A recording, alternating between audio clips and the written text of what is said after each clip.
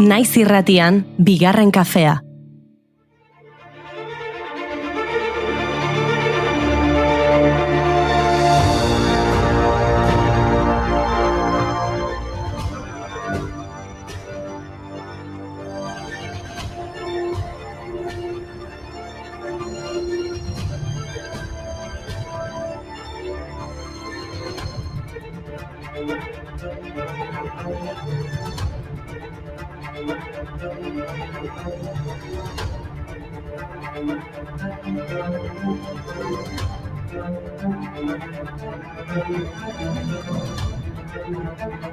Egunon guztioi eta ongi etorri bigarren kafera. Gaur ostirala da, beraz badakizue, ezkoaz etxera. Arrazoi, gaur argiaren mundu eguna da, beraz gaua iritsi arte ospatu beharko dugu.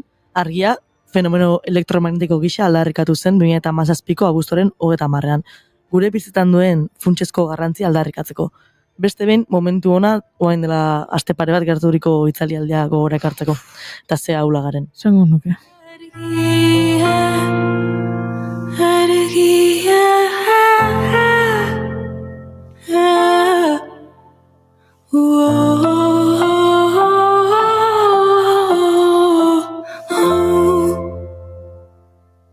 Beta zaletan itxasten dira. Argia aipatu dugula aprobetxatuz, 1960ko maiatzaren 16an, historiako lehen laser izpia sortu zuten Hughes ikerketa laborategian, Kalifornian, flash lanpara batez ponpatutako errubi arroxazko kristalarekin egin zuten. Eta baita ere aipatu zenbat kantu dazkagun argiarekin, Izararen argia, Mikel Urdangarinen argia, Iker Laurobaren argia, bueno, denak esan berren, Julen Alonsona, Pegirena, Insomniaren argiak gara, edo Makonaken tabernako argiak. Eta poemak Xavier Montoyaren argiak itzaltzen direnean aurpegia aztatuz irribarre egiten dut. Badakit eta aurrerantzean argia ez dela zorigaiztoko oroipen bat besterik izango. Edo Amaia Lasaren itzaltantolak beti hartan ezin amiturik, ezin zabaldurik, argia ezin sorturik jarraitzen zuen. Ez emakume, ez ama, ez eme, ezin izanik. Piztuta topatzen ditut, galera irteten aizen orduan, iluntzean norpisten ote ditu, argi horiek eskutuan.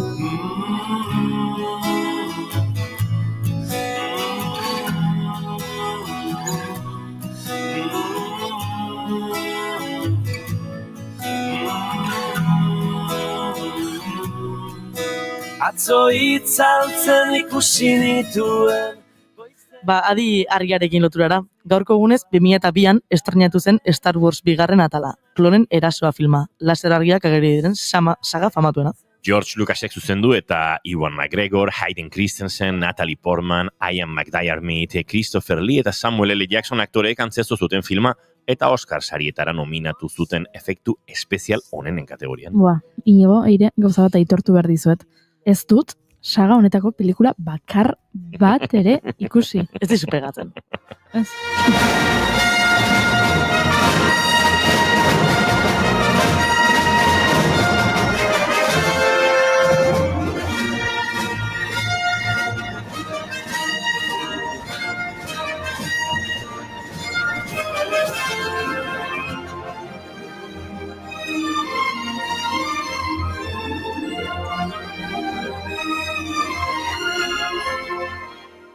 Eta Oskarrak aipatu ditugunez, gaurko egunez, 1929an, Oscar sariak banatzeko lehen ekitaldia egin zuten Hollywood Roosevelt hotelean, Los Angelesen. 12 kategoriatako sariak banatu zituzten ekitaldian, baina etzen sorpresarik izan. Irabazleak 3 hilabete lehenago iragarri baitzituzten. Eta ez zuen saririk lortu, baina handik ibiliko zen Henry Fonda, Amerikako Estatu Batuetako zinema eta antzerki aktore entzutetsua. Hainbat Oscar sariren irabazlea Fonda gaurko egunez jaio zen 1905.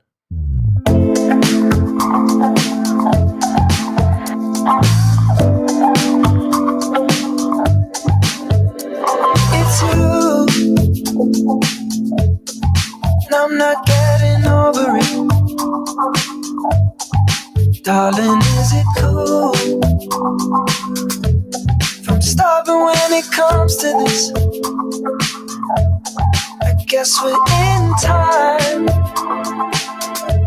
If you're getting Venga, zinemarekin jarritzeko gaurko egunez jaio zen Janet Jackson aktore abeslari eta dantzaria Garin Indianan txiki-txikitatik sartu zen entretenimenduaren munduan. 10 urte soilik zituela. Eta 16 urte bakarrik zituela jadanik ikono batean bilakatu zen, estudioko 3 album zituela. Ordutik izugarrizko karrera oparoa izan du, 100 milioi produkzio musikal baino gehiago izanik. Eta historiako erosketa egin dituen artistako bat bilakatuz. Anaia Michael Jackson izanik, Janetek bere karrera propioa egin du, arrakasta bilatu ze han bidean. Gora, Janet.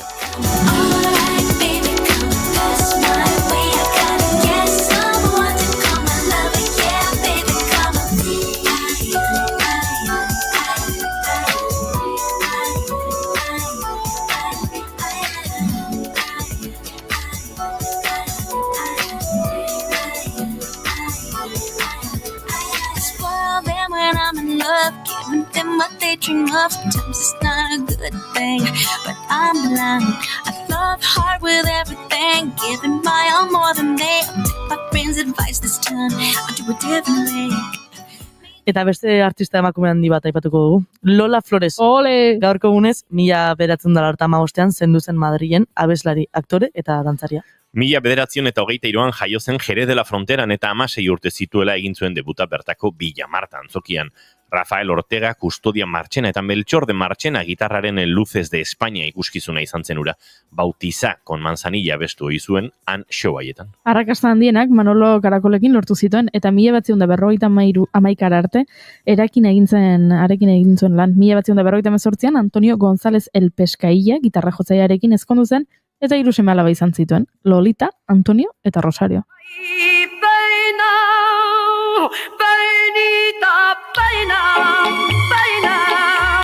Pena de mi corazón,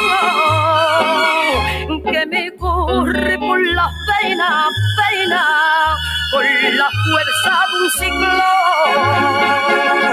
Es lo mismo que un nublado de tiniebla y cadena. Aizu, musika bulegoa sariak banatu zituzten eren egun, eta ez dugu ezertxo ere ez aipatu. Beraz, tarte hau aprobetxatu nahi dut nik, saridunak zoriontzeko, Arineketan, Bloin, Eneritz Furiak, Gorka Urbizu, Libe, Olat Salvador, Soinuak Aizean, Berde Prato, Izaro, Etxepare musika saria eramantzona, Benito Lertxundi, Euskal Herriko musika bulegoaren ohorezkoa saria jaso zuena, eta Zabaldika Laukotea, publikoaren saria jaso zuena. Euskal Herriko musika bulegoak Euskal Musika Panoramako urteko proiekturik esanguratsuenak saretu nahi izaten ditu. 11 sari banatzen dituzte, inolako mailaketari gabe. Epaimaiak esleitutako 8, Etxepare Euskal Institutuak emandako bat, Euskal Herriko musika bulegoko ohorezko saria gozuz naretza batzordeak eman, ohituen ohorezko saria eta bigarren urtez publikoaren saria. Eta epaimaiak 180 proiektu aztertu ditu, eta badakizuen hori izan zen epaileetako bat. Gure Iker Gurrutxaga. Obre, Ikertxo! Eta berarekin Arantzazu Calleja ikusentzunezko musikagilea, Iban Urizar musikaria eta irakaslea, amorante, Jose Joaquin Forcada, Forkin musika esateria, Mar Rojo musika promotorea, Naia Zubeldia kantari eta musikaria, Raul Urquiza kultura teknikaria, Teresa Catalan musikagilea eta Jasmine Sound pianista, musikologoa eta musika kudeatzailea dena.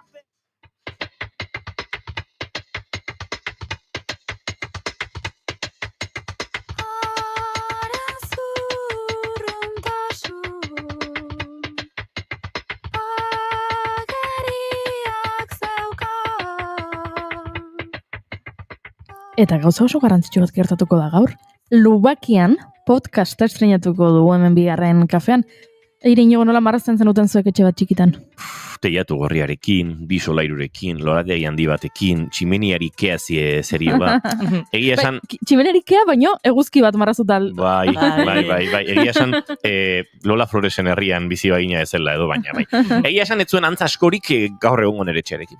Akontua da, etxebitzaren gaia oso gaizki dagoela. Ta hori ulertu nahian, Pablo Zurutuzak elkarrizketatu ditu, hainbat ditu, eta gaur izangoa, lehenengo atala. Horrez gain, Ikergazte kongresua ezagutuko dugu, Ainhoa Lataturen eskutik.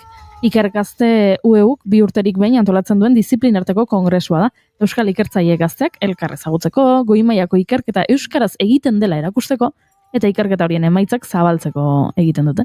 Eta Mikel Ibarguren etorriko da kafeutxa hartzera, aktoreak bere bilbidatz eta etorkizuneko proiektu ez hitz egingo dugu. Entzuleok, maiatzak 16 ditu gaur eta ostirala da, ongietorri guztioi, Bigarren kafera naiz irratian zarete.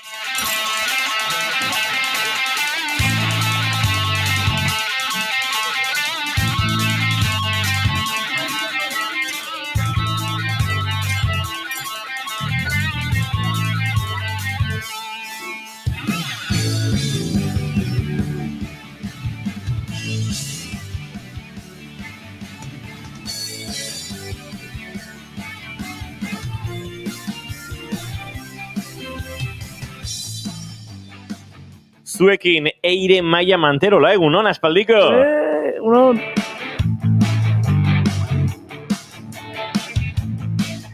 Eta zuekin Goiuri Ezeiza Arandi, egunon? Egunon. Izketan ari zaizuen hau Inigo Asensio Elurbide. Gaur bigarren kafeak begiratu beharra daukat. 981 du, goizak 10 eta 20 minutu izango ditu 2 segundu barru, maiatzak 16 guiru, urrengo 2 orduetan, zuekin bat egiteko asmotan. Tarte luzea daukagu, entzuleok elkarrekin. Ze bigarren kafea bukatu eta Julen Goikotxea etorriko zaiguona, arekin emakumezko itzuliaren kontakizuna egitera. Beraz, nolabait, urrengo 4 orduetarako agurtzen zaituzte, hemen izketan ari den honekin, Inigo Asensio Elurbidek.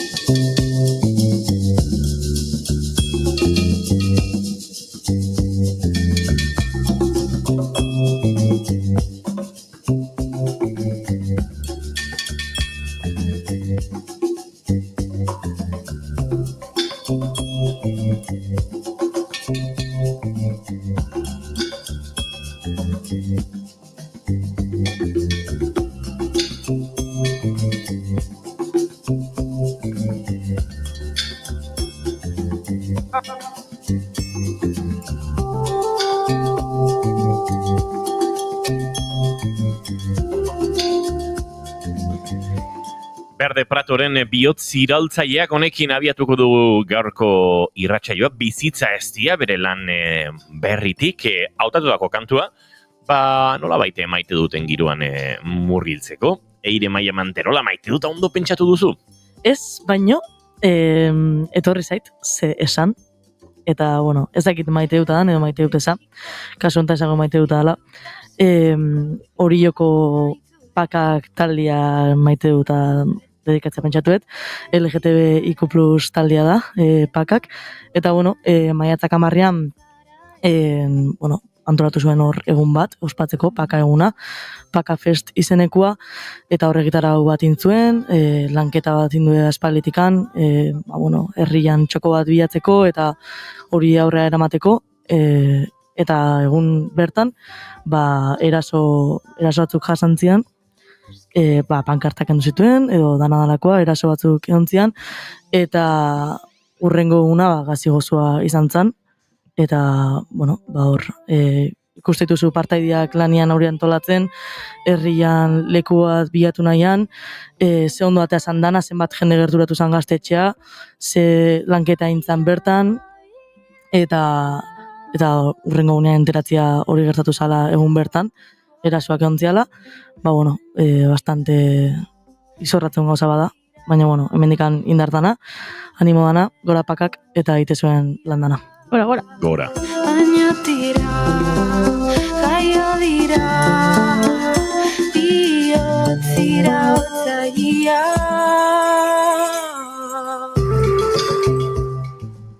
Goiuri Ezeiza Arandia?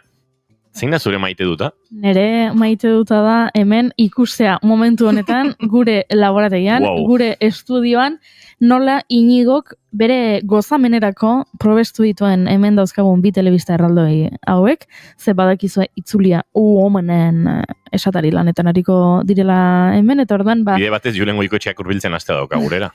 Bi- Etapa hasi da eta. telebista handi jarri ditugu, itzulia, gizonezkoen itzulia azaldu zutenean bezalaxe, eta hemen arituko dira egunero, baina orain ja nola jarrita dauden, Iñigok erabaki du bigarren kafearen sarrera honetan Maialen Txorraut ikusi nahi zuela. Maialen badagoelako hemen leian, European kanu, ez dakit nola izena duen txapelketa honek Iñigo. Bai, Europako kano slalom txapelketa edo. No, slalom txapelketa. Eta hemen, nere maite dut da ikustea nola Iñigo burrukan dabilen. Batetik musikarekin, bestetik gidoiarekin, eta bestetik pantaiekin. Iñigori begiak falta zeizkio momentu honetan, eta Multitasking. ume txiki bat bezala dago, ezagite, esan behar nuen, abenduan jostaiu denda baten erakusleiora begira egongo balitz bezala. Egia esan oso txapelketa polita da, urteko lehenengo itzordola potentea munduko kopak hasi aurretik, eta egia esan Euskal Kirolean baditu oso ordezkarionak, eta gaur tartean Maialen Txorraut dagoeneko jetxi da, finalerrikoetarako txartela eskuratu du, hori kontatuko dizuegu. Gaurko goiza, kafe eta kirol artean pasako dugula konturatuko zineten dagoeneko, eta gaur goizeko 11:05 minututan, Pau Etxaniz, Parisko Olimpiar jokotan brontzezko dominia eskuratu zuen palista jetxiko da, eta ondoren eguerdi partean, Miren Lazkano, Clara Olazabalere Orleian izango ditugu, Oier Diaz ere bai, askorako mango duen goiza, eta nolabait, piraguismo eslalomaren demoraldi hasiera, Parisen, hain zuzen ere, jabete batzuk dira antxe ginela, eta Maialenen arrakasta edo loria kontatu ez, eta Pau Etxan izena kontatu genuela, beraz, badakizue kirolonekin oso engantzatuta nagoela, eta gaur itzuliaren kontakizunean zehar ere bartuko ditugu tartetxoak horrelakoak aipatzeko. Baina maite duten tartean ari ginen, hori azure maite duta beraz Goiuri. Bai, ikustean nola, orokortu daiteke maite dut hau, zure lagunak ikustea, beraien pasioa azaleratzen, hori oso polita da beti, ez dakit imaginatu zure lagun bati asko gustatzen zaiola, ez dakit Berde Prato. Eta zure aien ezain beste, baino Berde Pratoren kontzertu batera joan, eta ikustea zure laguna nola ari den estenatokira begira liuratuta, hori ere polita da. Badakizu nola gozatu ezakezun ere, pentsatuz Julen Goikoetxea dagoela olatu aparrean, juntatu zaio aste honetan Italiako giroa emakumezkoen itzulia, zorionerako arrazoi asko, Julen. Zalantzari gabe. Eta gaurko... Txukun hau kusida da. Egunon aipatu dugu, gaur tira, eguerdiko 12 ordubietara emakumezkoen itzuliaren lehen etapa kontatzen ariko garela, lau euskal ordezkari bertan, Goi-mailako izarrak, eta etapa dagoeneko abian. Bai, goiz amaitzen dira, eta goiz amaitzen dena, derrigorrean goiz hasi beharrez, Zumarraga orden gutxiagotan, abiatu dira txirrindulariak Zumarragatik, lehendabiziko etapa, Zumarraga eta Egurain artean jokatuko dena, 158 kilometroko ibilbidearekin, eta, esan bezala, Zumarragatik abiatu berri dira, eguneko lehendabiziko mendatera bidean dira, Arlabango igoera izango dute, lehenik, ondoren opakoakoa, eta etapa amaitu horretik azazeta igoko dute, elmugarako 22 kilometro falta direnean, hasierako kilometroetan tropela bat eginda joan da, baina orain badira mugimenduak. 3 txirrindulari genituzke lasterketa buruan, Gaia Segato italiarra, beraiekin batera Morgan Coston frantziarra eta Katia Ragusa izango genituzke lasterketa buruan, esan bezala, oinati atzean utzi eta Arlaban aldera bidean, beraien gandik 15 segundura Angi Londoño kolombiarra, Eneika taldeko ziklista genuke eta 45 segundura tropel nagusia. Ederki, badakizu, eguerdiko 12 aurrera hemen xetasun guztiak emango dizkizuegula, baina nik gozatzen jarraitzen dut, eta nire maite duta da, horrelako Europako txapelketa batean, oraintxe Moldaviar palista bat ari da, lehen greziar bat, kultura piraguistiko handia ez duten herrialdeak dira, eta ikusten ditut, pixkat akatsak egiten, ruloetan ataskatuta, eta, ez da osoiko horrelakoak ikustea Goi-mailan, baina horrelako herrialdek ere lehiatzeko eskubidea dugeten neurrian, horrelako ikusten ditugu eta ikusten dira giro horretan. Beraz, hoxen ere maite duta. Maite dutik falta zaigu, Goiuri? Ez, horrela xe, ez da? Nik uste dut. Nik Julen maite duta nahi nuen, baina ies egin du korrika batean eta gero kontatuko digu. Bagoaz aurrera entzuleok.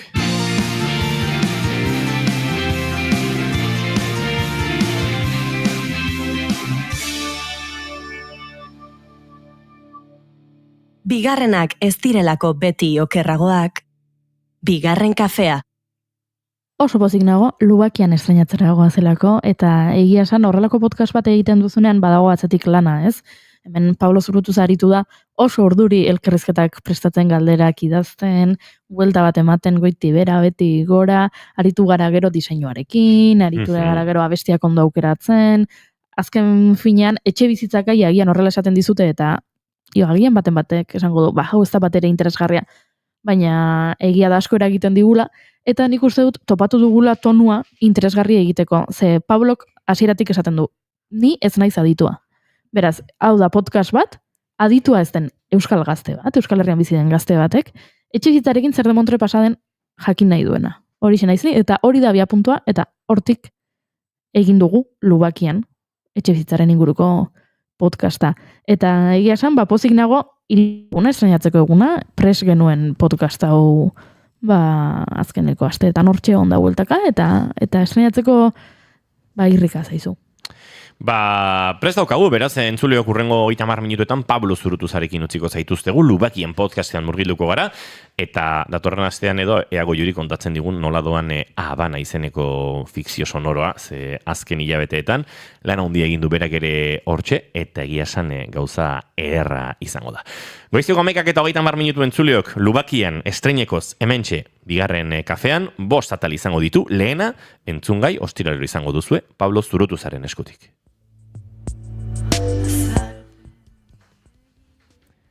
Orain bai, goizeko 10 eta 30 diren honetan, Lubakian estreineko zuekin, Pablo Zurutuzaren eskutik.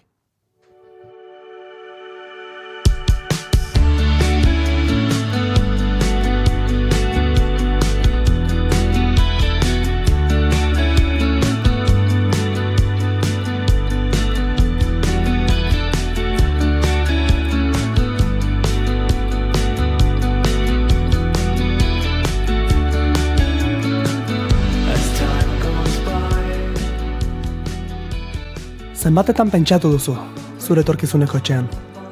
Egia esan, nik askotan.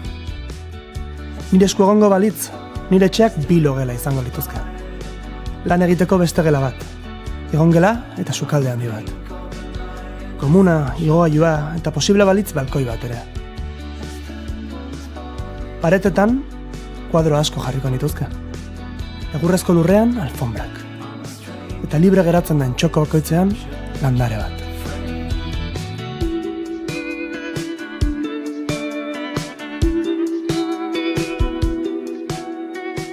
Baina horretarako asko falta zaidala, sentitzen dut. Egoera latza da etxe bizitzari dagokionez. Edo hori diote. Etengabe entzuten dut hori edonon azken aldian. Egia esan, ez dakit asko gaiaren inguruan. Eguna okertzen didaten gaietatik urrun mantentzeko mania daukat. Eta uste dute naizela bakarra. Baina biek dakigun moduan ezin dugu horrela jarraitu. Ez zuk, ez nik. Eta horregatik hasi dut, podcast hau. Etorkizuna ondo ulertu, eta aldudan moduan aurrera egin ahal izateko.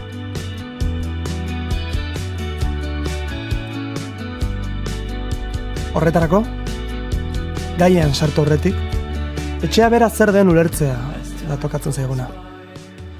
Non jaiotzen dira etxeak? Nor pentsatzen ditu? Zerk egiten du etxe bat etxe? Galdera horiek eta gehiago argitu ahal izateko, gaur lehen saio honetan arkitektu bat ekarri dugu. Ongi etorri Lubakira. Pasa eta eseri lasai. Etxean zaudete.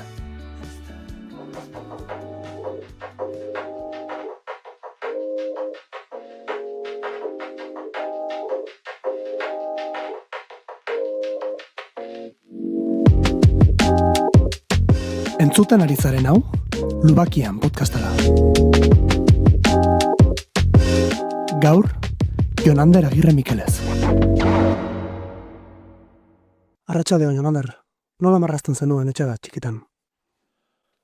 Esango nuke denok marraztu izan ditugun moduan, beti ez? 2 pareta, teilatu bat, tximiniatxo bat, eta leiotat ate bat eta albi lehiorekin, ez? Ez dut uste ezer oso berezirik plantatzen nuenik hasierako etxe bat, Margozen horrek. Jonander Agirre Mikelez, Donostian errotutako arkitekto gaztea da. Bartzelonan ikasketak burutu eta bertako zenbait bulegotan aritu ondoren, azken urteetan bere jarduera propioari ekin dio Donostian. Bertan, etxebizitzaren gaia nahiko era sakonean jorratu du. Nahiko anitza da bere jarduera. Tamaina guztietako proiektuak, artikuluak, filmak, liburu bat eta ikerketa argitarapen bat edo beste. Arkitektura ikuspuntu eta eskala anitzetatik landu du urte hauetan. Horregatik, gure lehenengo saiorako, gurera gonbidatu dugu. Nolako izan zen hasiera? Nola hasten da arkitekto bat, gurpilean? Nola hasten da gurpilean? Nik uste karrera baino lehen hasten dela pixkat ere bokazio puntu hori, ez? Ezinbesteko delako sartu baino lehen denok badeak igulako karrera ez dela oso xamurra den zerbait. Askok, ez? Ni berez arte ederrak eta arkitektura egiteko bi bideoiek ikusi nituen, eta modu batean ez eta lagun askok horren aurka egin, azkenan arkitektura aukeratu nuen. Karrera jakingo dute jende askok ez dela bat ere xamurra, ez? Asko, unibertsitari askok epatzen duten bere bizitza ez da arkitektura ikasterakoan ez agian berdina, lan karga izugarrizkoa eta idealismo handi bat jartzen dizutelako karreran. Eta esango nuke, karrera amaitzerakoan idealismo hori frogatzeko lehen test bat edo sortatzen dela, ez. Zu ateratzen zera mundura eta sinisten karreran ikasi dezuna gero aplikatzeko modurik badagola eta kriston hostia hartzen duzu. Bai, esan. Ja. Eta zergatik, hostia hori? Bueno, ez dakit, denontzako ez da berdina izango, han errealitate asko dago jende asko familiatik datorrena, ez? Bokazioa edo gutxinez familia arkitektoak direna, ez? Denak bai gurasoak, anaiak, denak arkitektoak direnak, eta orduan bizitza igual kanalizatu, ez? Baina nire gurasoak informatikariak dira, eta nik hori niri okurritu zitzan bokazio bat da, eta orduan bidea sartzen zera estudioetan saiatzen, kaixo esaten, kurrikuluma eta arkitektok sortzen dugun portfolioa bidaltzen, eta ez asko jasotzen. Eta ni hasi nintzen berez lanean lehenengo estudio batetan, karrera nengola oraindik, hirigintza estudio batetan, eta bertan nintzen bi urte. Eta karrera amaitu ostean, baita ere karrera ordaintzeko momentu horretan ere lana egitea zetorren gaizki. Eta ondoren hasi nintzen estudio nahiko ezagun batetan Bartzelonan, López Rivera arkitektosen despatxoan, jendeak jakiteko Tuterako aire bardenaz hotela diseinatu zuten arkitektoena. Eta bertan nintzen 3 urten, baina, hortan ere errealitatea dago, ez? Arkitekto askok ezagutzen dutena, dela falso autonomo figura oso datua dagoela, gutxi ordaintzen dela, eta gero baita ere kriston ordu pila sartzen dira. Baina horrela hasten da, eta gero pixkanaka bakoitzak bere bidea egiten modu oso tentatibo batean, eta erre arte. Esango nukelako jende asko bidean ere erre egiten dela. Ja. Proiektua daukazunean tope zabiltza lanean, girua beti ez da nahiko genukeen hori, eta proiekturik ez dagoenean, luze egiten da.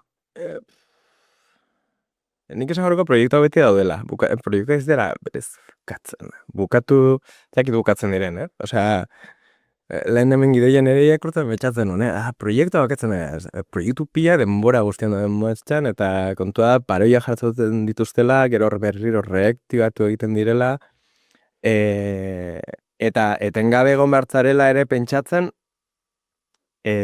proiektu berriak sortze behar direla. Hau da, arkitekturan askotan gertatzen da, zure burua, eta ez dut uste bakarrik arkitekturan gertatzen denik, denbora guztian komertzial fazeta batean ere ibili bertzarela. Hau da, arkitekto bezala egon behar gara momentu askotan proiektuak etorkizunerako prestatzen. Horrek usto. Hori da. Azken batean, arkitektura proiektu bat zenbat hartzen du. Pues igual erreforma bat urte batetan igual bukatuta egon daiteke, baina edozein eraikin ja hartuko izkizu 2, 3, 5, bat, segun eta ze eraikin ja asko gehiago ere bai, eta irigintza proiektu batek edo prozesu batek, ze irigintza azken batean ez da norbaiten lan bat bakarrik, baizik eta ja konpromiso bat denez, urteak edo hamarkadak eratu ditzazke. Ez? Eta orduan denbora guztian martxan hon bada. Bueno, gutxi entzuten nion idazle bati, baina euskal idazle batzela uste dut, proiektuak abandonatzen direla, zu pixkatzuk esaten zen ideia horretetik, tira bukatzen, ez da dituzu eta hartzen dituzu berriro, eta gero. Edo beste batek hartzen ditu. Bueno, interesgarria. Gero ere askotan ere gertatzen den arkitekturan, daukagula oso arkitekturan ikuspegi sozialki esan nahi dute, arkitektuak hasi sortzaile edo kasi jaigalatu behar duzuen figura hori, eta nik uste hori gaurko realitatean ez dela oso desberdina dela, ez? Gaur gu gaude beste bat dago, eta prozesu hori martxan dagoela momentu guztia, ez? Eta zer baldintzatu zuen arte ederrak ez hartzea eta ideia horretatik botata eta arkitektura egitea? Badakit, nire lagun konkretua eta erabaki honek pila bat aserretu zuela bere montuan. Nik uste dut, eta gainera emango duen erantzunekin gehiago aserretu da. Nik badaukat, gutxinez, badakat, estos grina edo borondate, sozialki ardura bat sentitzen dut, ez? Eta nire praktikan beti sentitzen dut horri erantzun bat eman behar dio dela, ez? Eta askotan, arteak ere hori egiten du. Baina, edo egin dezake. Baina arkitekturak duen lotura hori, ez? Eta irigintzak, seguraski irigintzarekin ere lotura hori badauka, eta nik biak paraleloan beti jartzen ditut, hori erakartzen dinuen.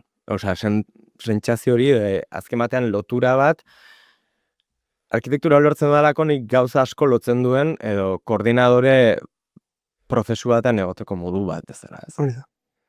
Ez oso, bai, guztiz. Artistaren prozesu uste dut izan behar duela, eta zu zertan horrela izan behar dela. Hain ez dere, horrengo aserreak jasotzen edo pentsatzen. Bai, hori da, eta baina bai, kasi bakardadean edo gehiago lan egiten den prozesu bat, eta arkitektura ezinbestean kriston talde handiak izantu dira. Eta nolako talde horiek koordinatzea?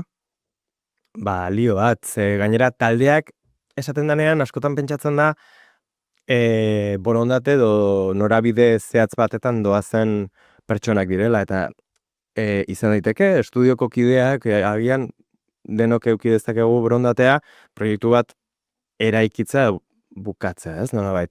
Baina bertan sortuko dira egitura kalkulatuko den pertsonak, udaletxean irigintzan dauden pertsonak, eraikin hori de facto eraiki behar duten enpresa eraikitzaileak eta baita ere bertako langileak, horiei produktuak ekarritzen dizkieten proveedore desberdinak, eta seguraski airenez ez dakizen bat. Orduan gauza eta horren atzan dauden milaka logika guztiak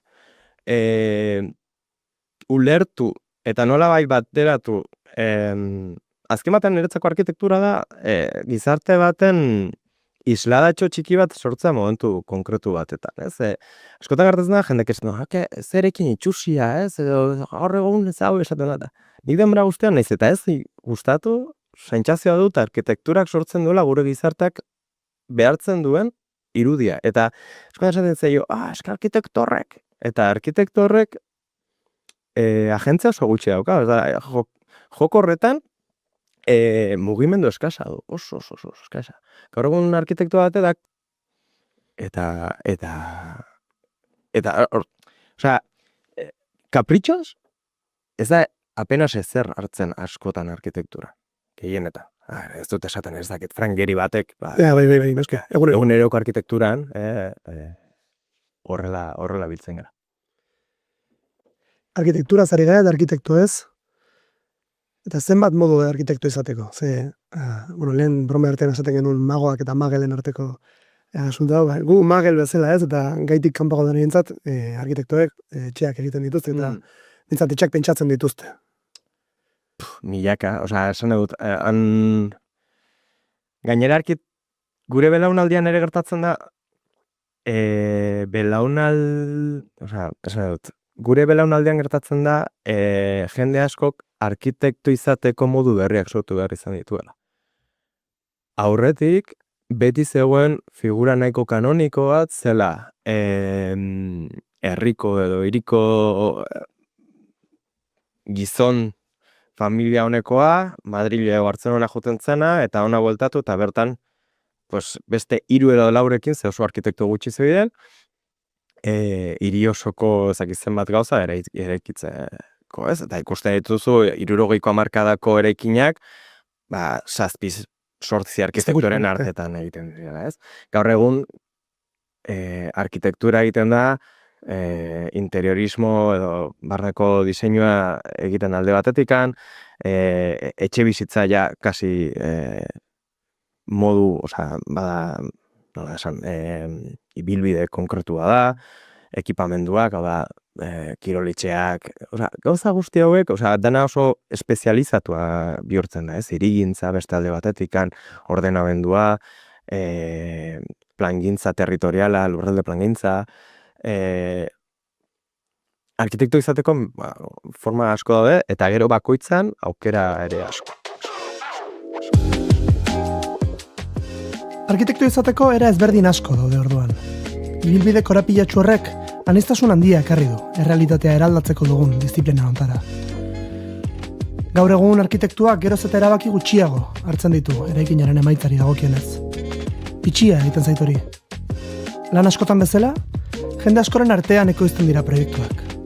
Erabaki geroz eta anitzagoak batuz. Nahiko orokorra dela uste dut. Gauzak orokorrean geroz eta antzekoagoak direla, sentitzen dut.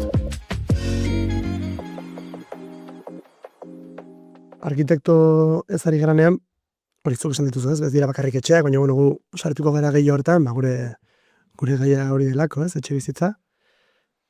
Eta hor, gidoi erazten eginela, pentsatzen genuen, etxe bat egiterako ni jartzen naiz etxe baten, ez? Plano txuri baten aurrean da, igual galdera absurdoa da, suposatzen dut, prozesu asko dela tartean, baina nola egiten da etxe bat? Noiz bihurtzen da etxe?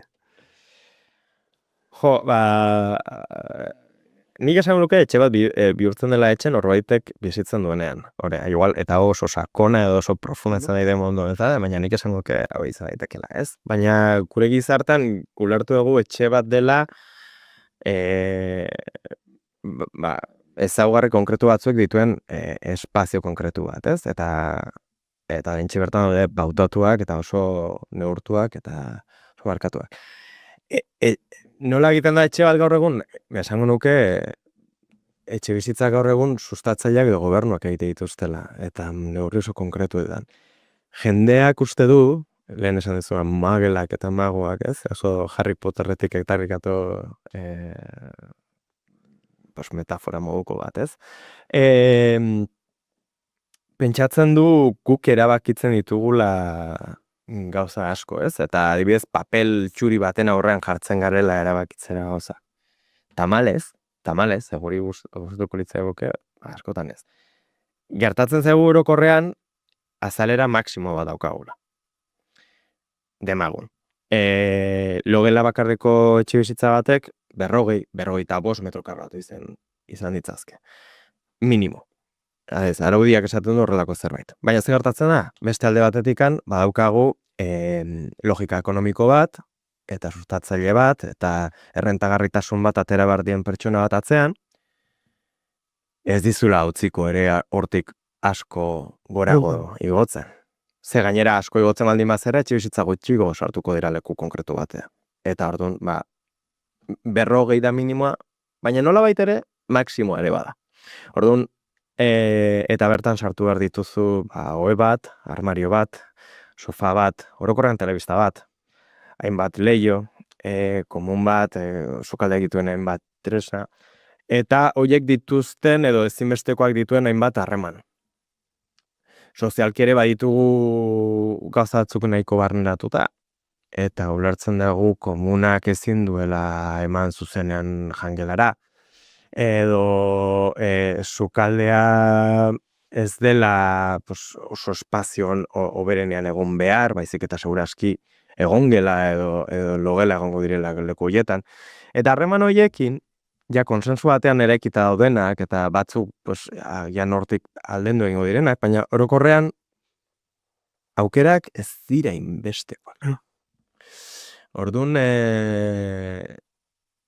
interesgarria izango litzateke nola egin daiteken etxebizitza bat lege edo arau horiek gabe, eta proiektu horiek izaten dira interesgarrienak. Espazio bat eman eta bertan askatasun gehiago eduki.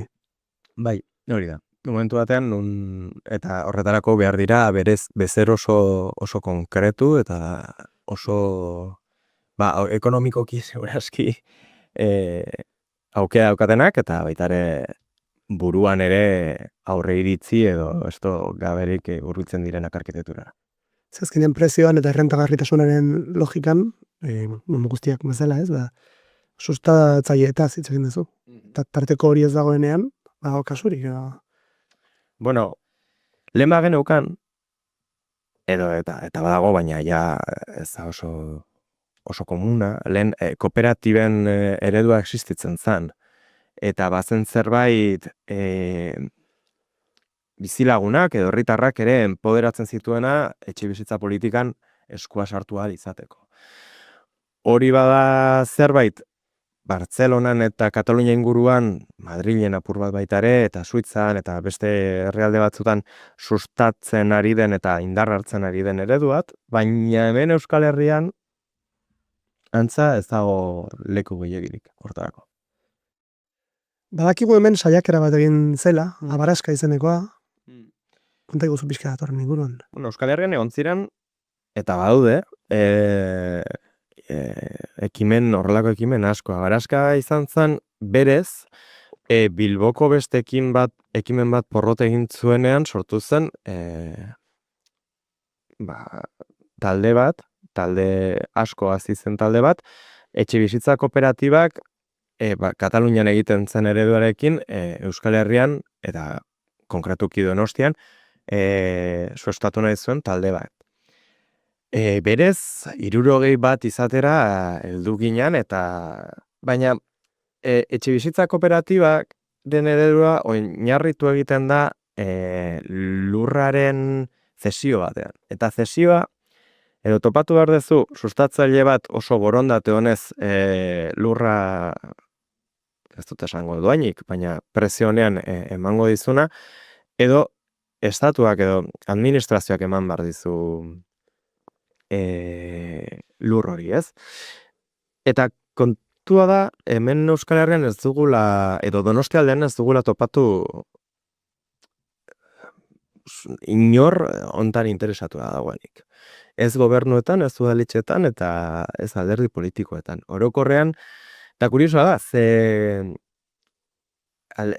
eskubiko alderdien aldetik badago, rentagarritasun bat edo ez, beraien ereduan oso modu barkatuan dagoen etxebizitzatik errentagarritasun bat atera behar den doktrina nola baita esatarren, baina ezkerreko alderdiengan ikusten genuen beraientzako zela publikoa den zerbait privatizatzea.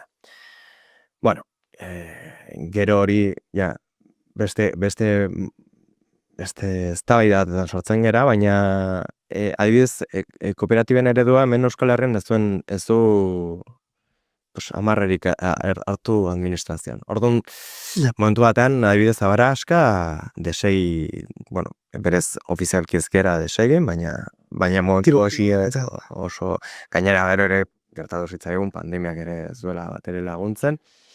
Eta gero egin dira baita ere, saiakera batzuk hemen Euskal Herrian mugimendu horiek ere deusestatzeko. Adibidez, ez dakit, baina Donostian sortatu zen kooperatiba bat, baina eraikia sustatzaile enpresa batetatik. Hau da, ez zen talde bat sortu, esan dezagun, organikoki eta borondate bat aurkeztu proiektu bat aurrera banteko, baizik eta sortu zen enpresa bat, nun kudeatuko zuen prozesu hori guztia. Hau da, santzan, lagapen erabilerako lur bat kooperatiba sortuko zela, baina de facto sustatzaile eredu bat zen VPO lur bat hartzen. Ja, zen, bueno, mazpare, ez bazaldu pixka bat zer den etxebizitza kooperatiba bera, funtsean, mazpare, ondo guztiak ondo ulertzeko. Etxebizitza kooperatiba berez existitzen dira eta berez da talde bat elkarrekin jartzea eta hiru bat jartzea sustapen hori egin ahal izateko. Baina erabilera lagapeneko kooperatibak horrek esan nahi du lurra eskatu egiten zaiola administrazio bati zesio batean 75 urtez. Eta orduan, kooperatiba bat sortzen dela lur honen erabiltzaile dena, ez jabea, erabiltzaile. Eta lur horrekin kooperatibak egiten duena da eraikin bat eraiki barkatzu, eta horren bai jabe izan. Batzuentzat bitxia da, eta askorentzat ez ezaguna. Baina dirudienez, badaude beste erabateko alternatibak bizitzeko moduei dagokienez. Hala ere, abaraska eta beste kasu ezberdinen porrotak erakusten digu alternatiba hauek garatzea momentuz, akaso ez dela horren erraza. Agian, ala tokatzen delako. Alagian, ez delako komeni.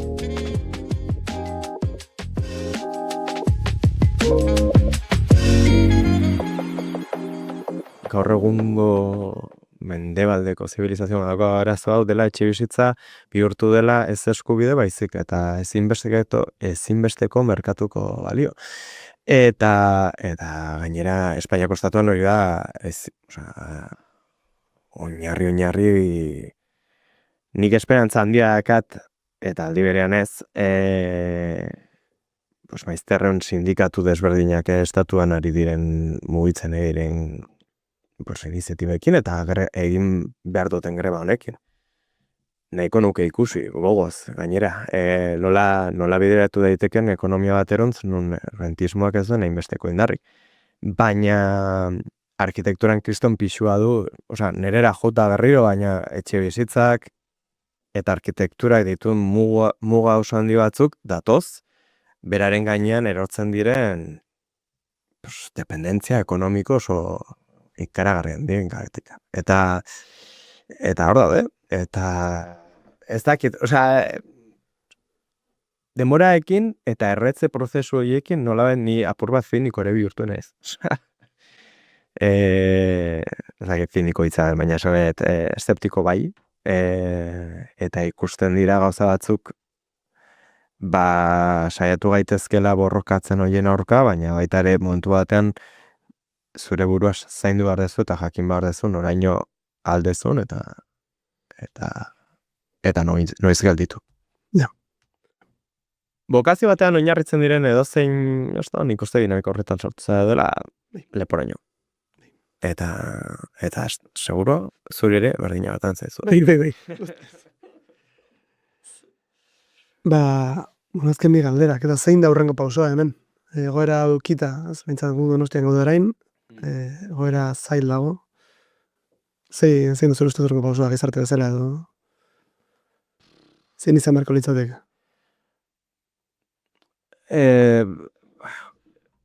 Berriro esango dute, apur bat eszeptiko zein izan beharko litzateke?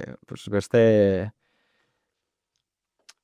niretzako araudi, eske gainera esango nuke ez dela, honen ez dakit gure esku dagoen ere.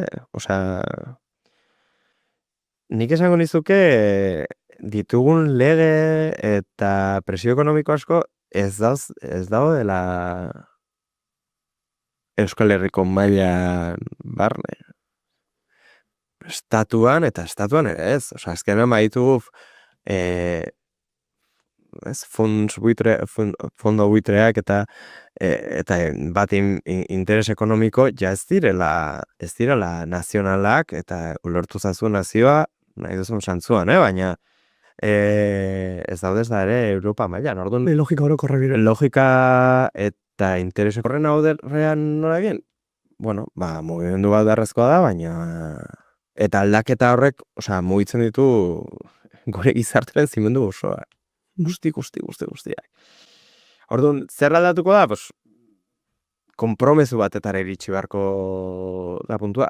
Horregatik esaten nun konfiantza edo gogo handia daukadala sinisteko maizterren sindikatuek dakaten botere horrengan. Zaila ikusten dut, jende asko dago puntu batetan, non ez gai ere hainbeste mailaren gainean jartzeko, ez da bete jokoan jartzeko. Baina ez dakit aukera askorik dagoen, ere ez. Beste aldean ere itxoitea eta borroka horretan jarraitzea ere ez dakit. Borroka horretan esan nahi dut, egunero lanean ibili etxera joan eta ordaindu maizter bati hori. Ez dakit horrek zentzu gehiagik duanik. Ez dakit, usteet dela oso gai komplexua eta kontradizioz betetzen gaituna, bai. Nola baraztuko zenuke etxea, gaur egun? Orain dela 35 urte egingo nuen marrazkeren oso desberdin. Planoan marraztuko nuke, zaltxaeran, eta pena, galdu izana ere, inozentzia puntu hori. Baina, uste hori dela bizitza. Eskerrik asko egin. Esker.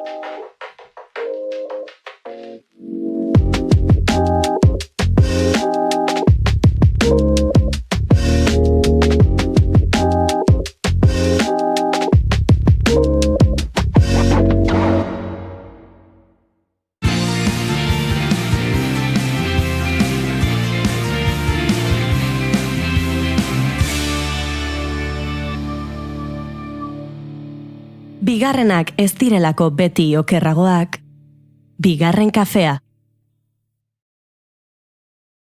Bagoizeko 11ak ditugu, onarte lubakiaren lehen atala, eta guk segituan egingo dugu salto, azken ordukoaren bila estudio zentraletara. Hementxe naiz irratian zarete, bigarren kafea entzuten. Naiz irratia entzuten ari zara. Bilbo aldea, 92.2.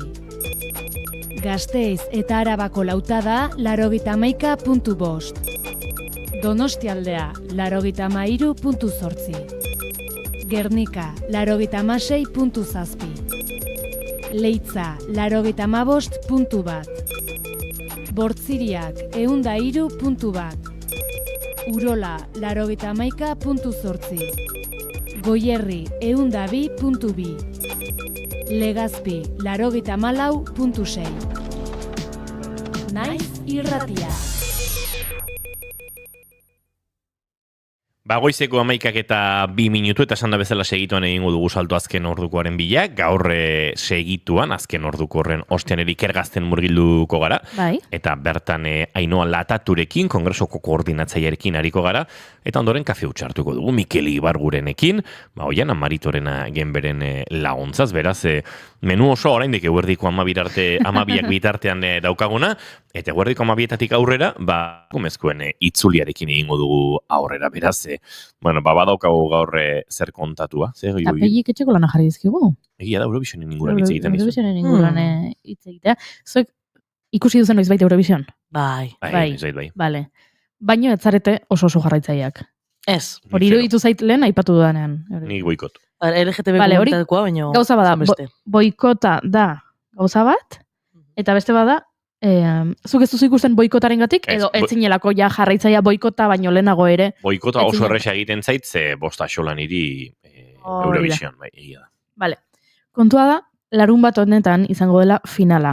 Basilean izango da, eta badakizu ezagutzen ez zuenarentzat, zaila da, Eurovision ez ezagutzea, zeda mundu mailan kirolarekin harremanik ez duen ekitaldi jarraituena.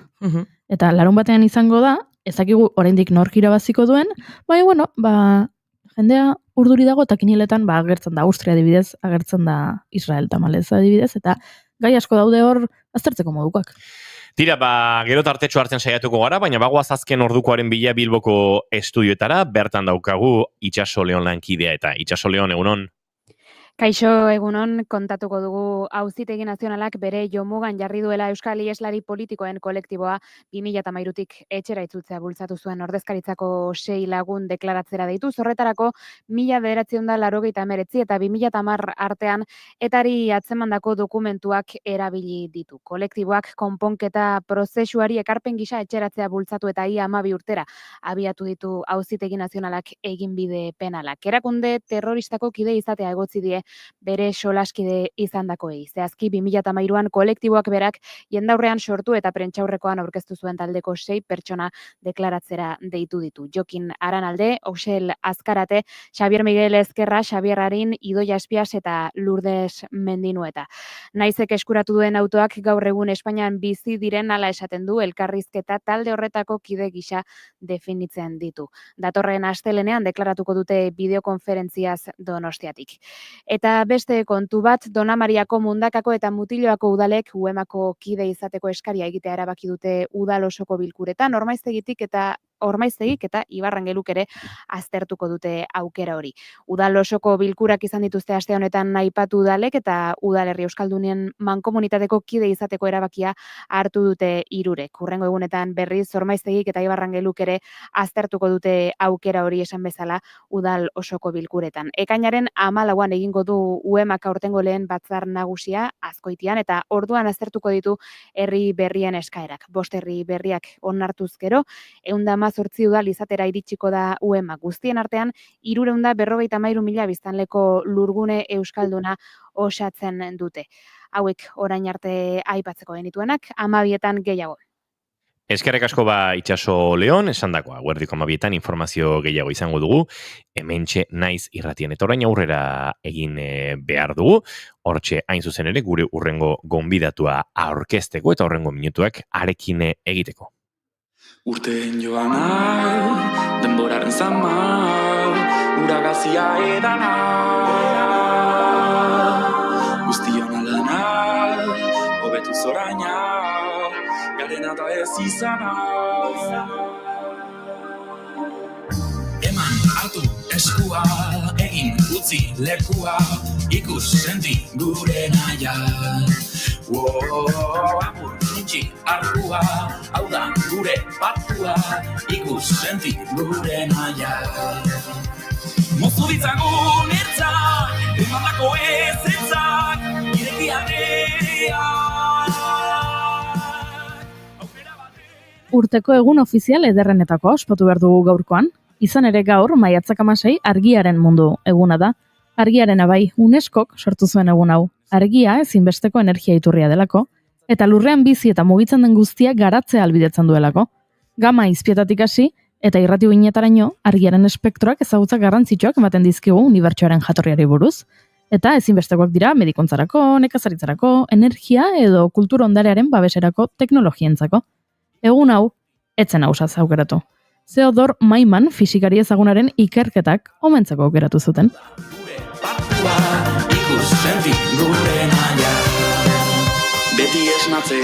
Eta nork daki, agian, hemendik urte batzuetara, oraindik ezagutzen ez ditugun egun ofizialak ospatzen arituko gara, eta egun ofizial horiek, beste ikertzaile batzuk omentzeko sortuak izango dira, eta agian, ikertzaile horiek, euskal ikertzaile gazteak izan daitezke, badagoelako talentua soberan hemen, eta talentu hori maiatzaren 28, 29 eta 30 Bilboko Euskalduna Jauregian batuko delako, ikergazte kongresoren baitan.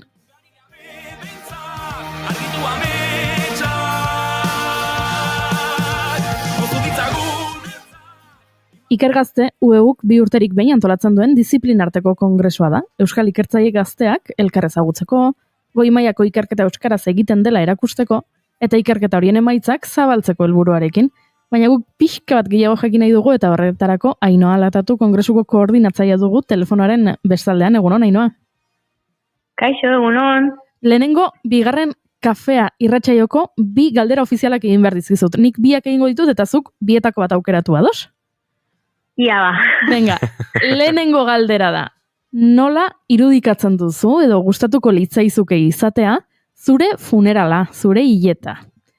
Eta bigarrena da, orain etorriko balitz, zinema zuzendari bat, eta esango balizu, Baina, zure bizitzari buruzko pelikula bat egin nahi dut. Baina pelikulan ezin dugu kontatu jaio zinenetik orain artekoa. Pelikulak kontatuko du soilik zure bizitzako etapa zehatz bat. Galdera da, zein etapa aukeratuko zenuken. Eta esan bezala nik 2 galderak egin ditut, baina erantzun bakarrarekin konformatzen gara, Ostras, ez duzu erreza ipintzen, ez dakinik ba.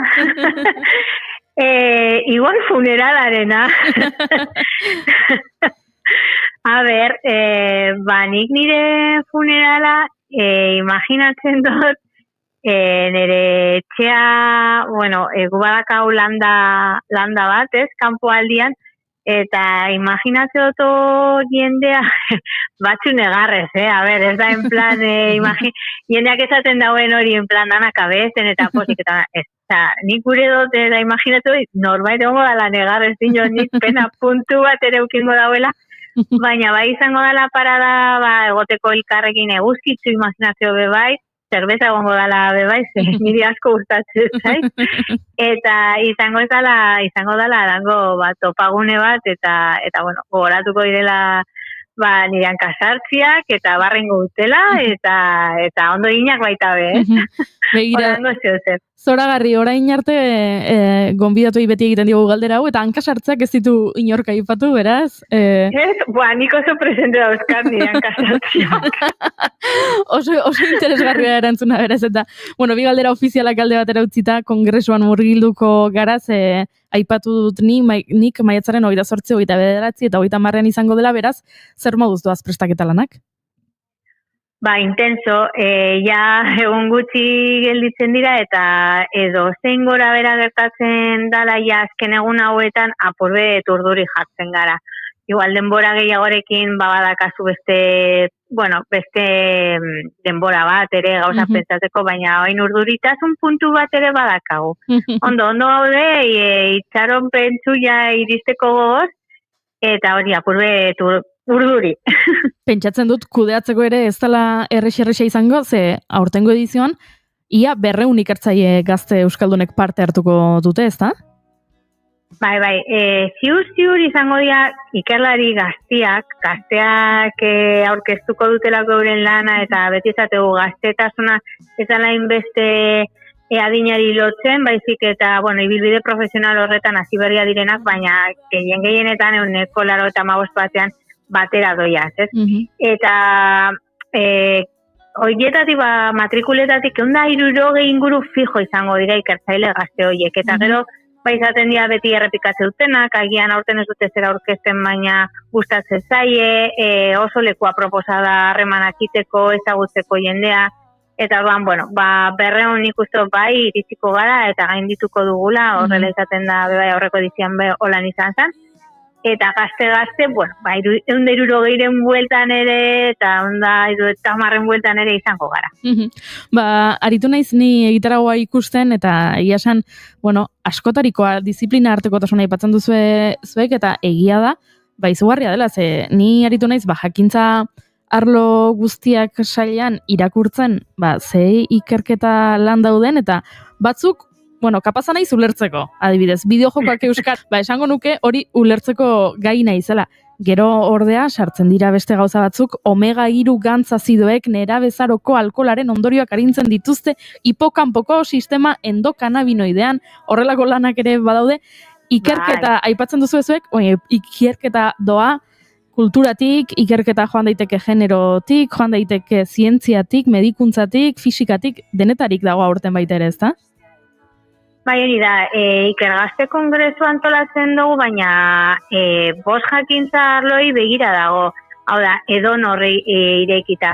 Nolabait izan nahi du erakusleio bat herri honetan egiten den ikerketa horrena, ez? Eta zuk esan bezala, batzuk igual bai datoz literaturatik, edo filosofiatik, edo hizkuntzalaritzatik, baina beste asko dira osasun zientzietakoak edo ingenieritzakoak, igual izenburua bera, erabiltzen diren terminoak eta erabiltzen diren kontzeptuak ere hain ezagunak egiten ez zaizkigunak, baina dendenak dira beharrezkoak, ez?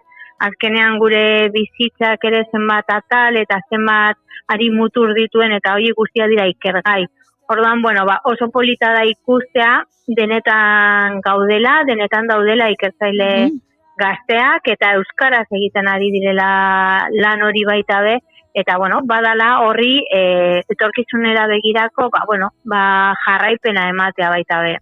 Horrez gain, edukiko dituzue ikerketa ibilbidea luzea duten, lau izlari gonbidatu ere izango dituzue, eta haze gai interesgarriak nik ezingo nuke aukeratu, baina horrela benetan pistola bat buruan jarri eta esango balidate aukeratu bat, agian Olu Jentzenekin geratuko nintzateke, Trans and Gender Diverse Youth Backlash Creativity Community and Resilience. Gaurkotasun izugarria duen gaia da hau, transexualitatea eta generoa, haze hitzaldi interesgarria edo itxura behintzat badu honek. Bai, gainera emakume honek ikertzeu baita be, nolabait, nola esango dut, mugimendu sozialetik baita be, mugimendu sozialetan, bai transgeneroa, baina baita be gaztetasuna eta baita be irudien aldetik, ikonografiatik, eta zelan ari diren, kalea hartzen edo espazioak hartzen, eta horren gaineko, norabideak zelan ari garen ez, aldatzen, eta horren inguruko ikerketa lerro bat dauka. Hortaz, nik uste dut, batetik aurkotasun handikoa dela, bestetik ere gazteekin eta orain eurek ere zen momentuta dauden, horrekin konektatuko duela, eta kasu horretan ere esango nuke nahiko globala be badala, ez? Mugimendua bera, mugimendu sozialarena momentu batera iristen garen apurbet deseroso gaudena, hainbat gairekin, eta nik ere esperantza handia daka berarekin uste oso interesgarria izango dela ikergazte kongresua irekitzeko bai. Beste hiruak ere zinez interesgarriak, Arturo Elosegiren pentsa ezina ohiko bilakatuz, ekosistemen leheneratzea, Juan Carlos Morenoren Euskara hizkuntza zientifiko gisa, edo Maia G. Beñinoriren elektroiak iraultza kuantikoaren atarian. Hemen ere aniztasuna. Bai, Arturoren gana jo genuen, lehenengo egunean beti omendu egiten dugu euskal ikertzaile bat, nolabait, orain garena ere bagarelako aurretik beste batzuk ere lanean egon direlako, ez? Eta Arturo hietako bata, eta gainera gitarra lotzen hasi ginenean dana gertatu berri zegoen, eta egia da beti, azken aldian bizi garela alango alerta egoera baten, ez? Beti da, edo aizetean gaitik, edo irian gatik, edo temperaturan gatik, ez? Ekosistemei loturiko edo gure inguruneari loturiko egoera estremoetan bizi garela ematen du, ez? Eta nik uste hortik ohiko bilakatzen ari dela, beti pentsatu izan dugun pentsa ezin hori. Eta nik uste berak ere emango izkigula holango, ez dakit klabe interesgarri batzuk, Juan Carlos Moreno Cabrerak daka oso diskurso potente bat hizkuntza hegemonikoen inguruan eta hizkuntza gutxituak eta, ze beharrezkoa dan hizkuntza gutxituetan ere aritzia, eta Maia, oin fizika kuantikoa, gaur egun erokotasunari loturiko gaia da. Eta gaina, bera nahiko gaztea da, eta daka oso ibilbide potente bat, orduan, oso iradokitzailea izatea ere espero dugu. Itzaldi hau ez gain asko gustatu zaigu webgunean ikusi dugula jartzen duela, akademia dena ez delako, egitarau soziala ere prestatu dugu. Hori ere batzutan kosta egiten da, ez? Hori gainetik kentzea, presio hori gainetik kentzea, gian horrelako kongresuetan are gehiago, baina akademia ez da dena, eta hemen garrantzitsua ere bada ikertzaileen artean sareak sortzea. Noski, hori, alde biak, ezin gara gauza bat izan, bestea barik, pertsona garen neurrian ere, harreman duin behar gara, eta gero gainera ezke, horrengo eremu informaletan edo gune informaletan edo burua askatzen duzunean ere beste gauza berri batzuk ere sortzen direlako, ez? Eta hori espazio eman behar zaie. Gainera, ikertzaile gaztei loturi dagoen ez ere, hasieratik nahiko argi geneukan kongresu ibiltaria izango zala, nomada izango zala, ezagutu ahal izango genuela bebai.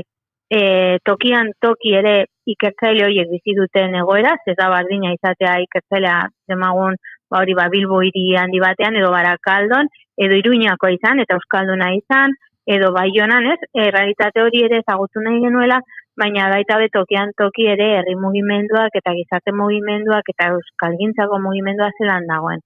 Hortaz, horrek ere egiten gaitu, ez? Eta komunidadea eraikitzen du eta laguntzen du harreman horiek sendotzen zuk esan bezala. Ordan, bai, akademiatik kanpo egongo da egitarau informala, ezagutu ahal izango gu, bueno, pues Lasin Sorgako egitasmoa, baina baita beak kroioga egiteko aukera, ahozko komunikazioari ere emango zaio tartea, afaritxoa ere badakau, bueno, badakau zein bat kontu. Eta sari bat ere egongo da. Bueno, egongo dire, sari asko. Bai.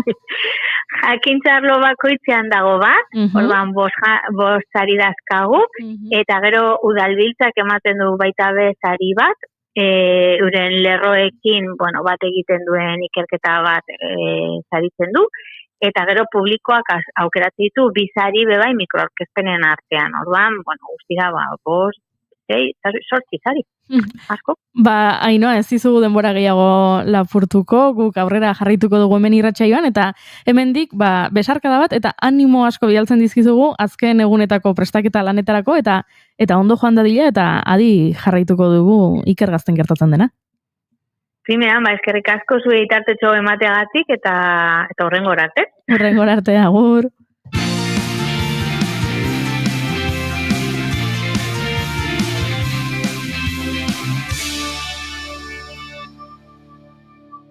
Bigarrenak ez direlako beti okerragoak, bigarren kafea.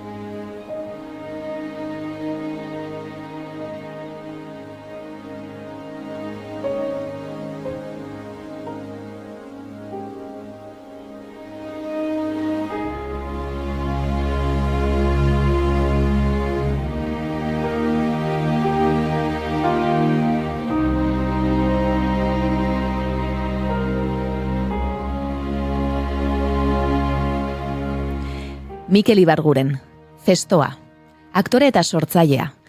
Antzerkia Zestoako interpretazio eskolan ikasten hasi zen gazte, eta telebistan ere oso gaztetatik hasteko aukera izan zuen. Una historia de Baskonia eta Irutsulo telesaietan aritu baitzen, baita beti mugan lanean ere.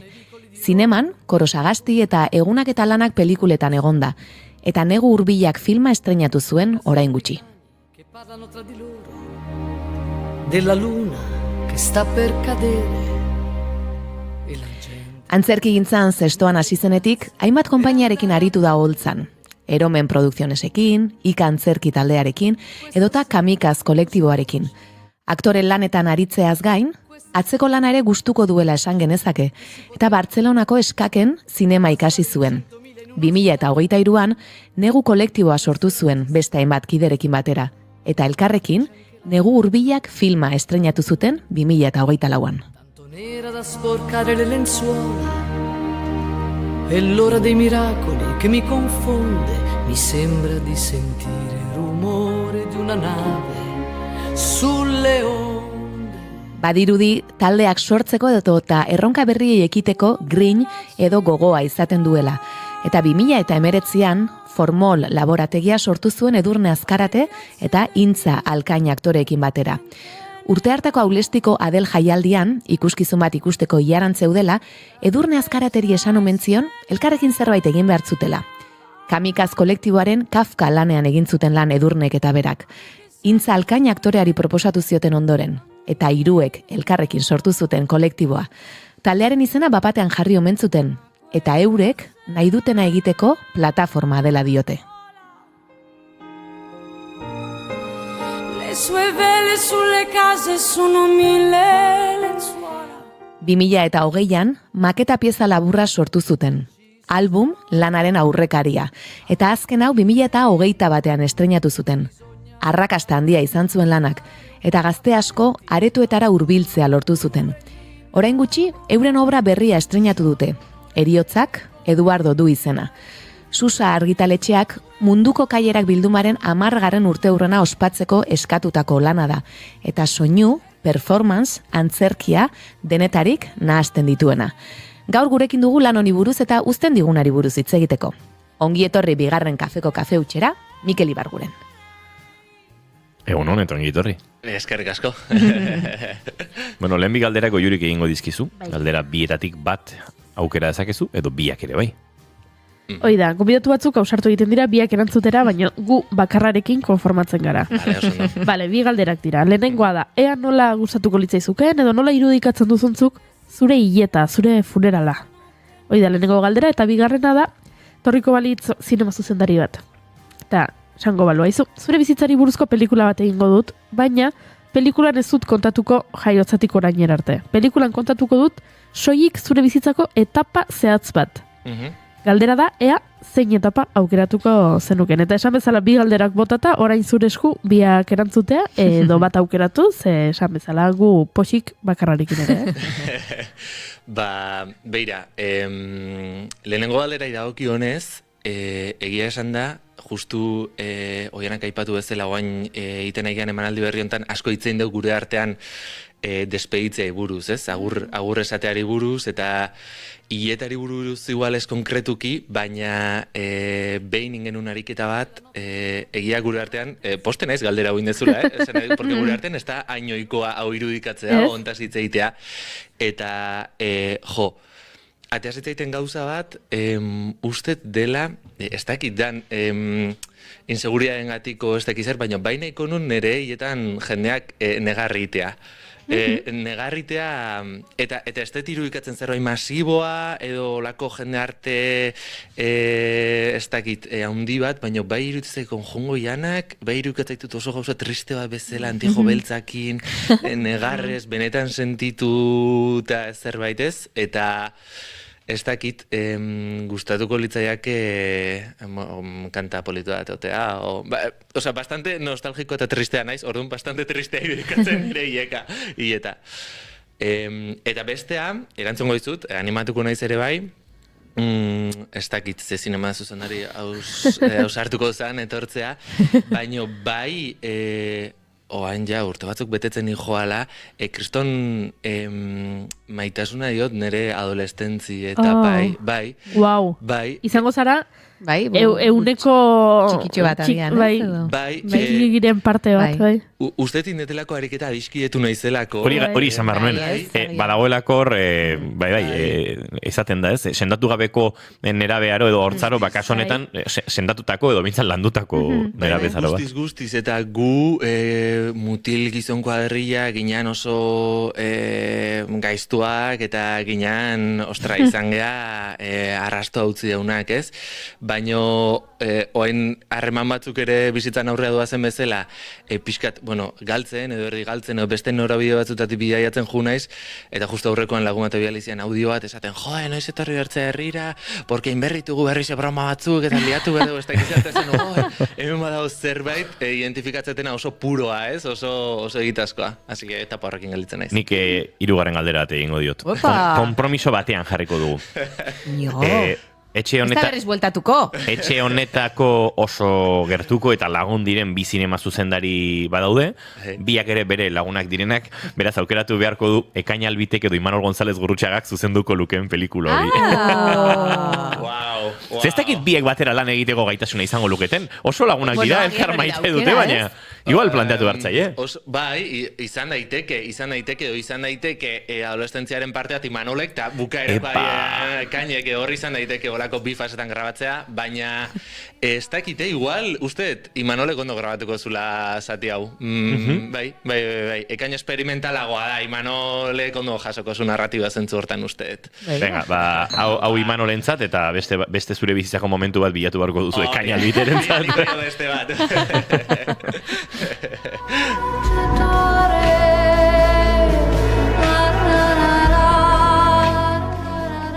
kainalbite experimentala, eta gaur mistiko xamar etortzeko musikarekin Oiana Maritorena genbe, baina tira, Oiana, entrevista. Nahi duzuna jardezakezu egin. Bai, entrevista hasi ezakezu.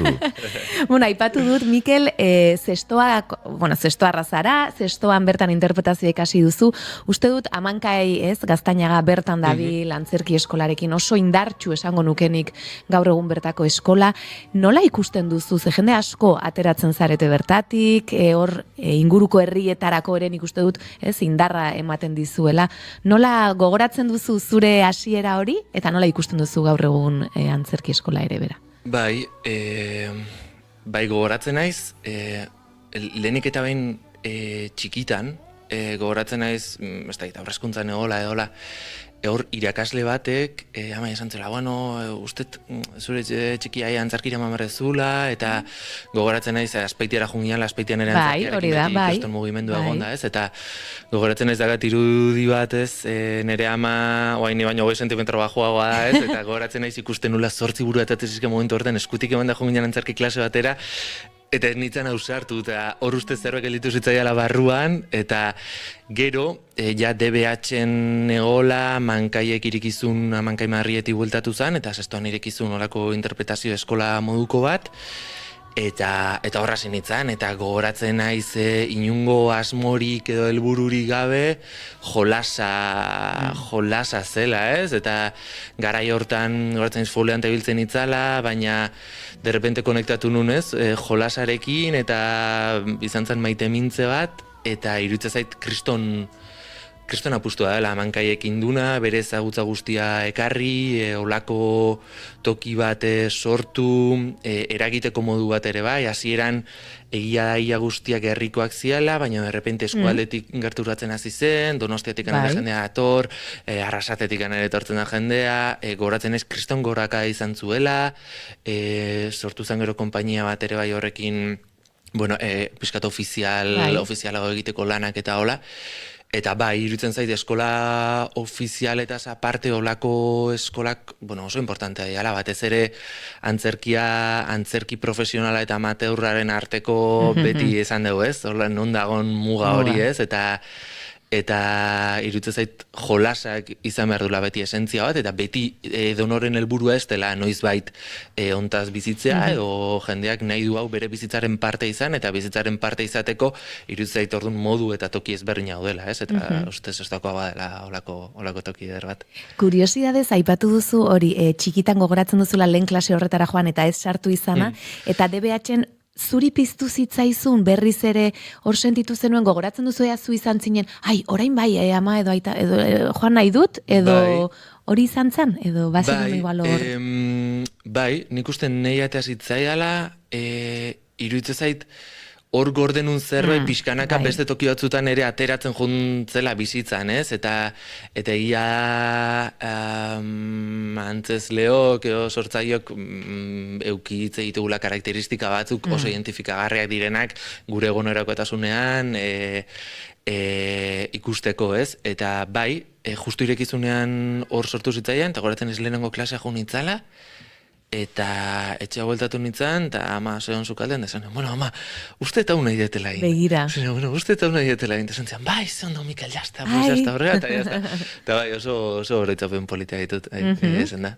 Baina gero, ikasi duzu zinemagintza ere, Bartzelonan, esan nahi dut biak uztartzeko modu bat, edo argi zenuen ere zinemagintza ikasi nahi zenuela, edo? Bai, zinemagintzan, honintzen demoraldi bat, eta egia da, nik ustet zinemagintzari dagokionez hor,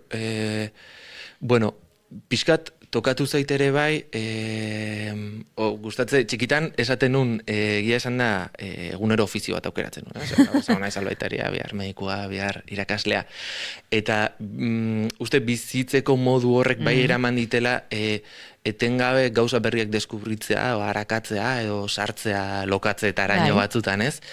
Eta zineman kontua da ezagutu nula, jende hau, negu kolektiboa sortu genuen jende hau, eta horrek, bai eman zizkian tresna batzuk beste toki bat habitatzeko, beste toki baten sakontzeko ere bai, eta aktore bezala faltan botatzen un askotan prozesuetan, horregatik sortu zen ere bai formol, baina prozesu guztia egitearen sentsazio bat, zineman beste toki batetik afrontatzean baneukana, eta bai gidoit ikasi, eta produzio eman, eta bueno, ustez olako prozesu guzti bat bizitzekoa, eta horrek eskatzezian beste rol bat hartzea, beste toki baten jartzea, eta zinemak hoi emanteu ere bai, nire kasuan hoi eman dit.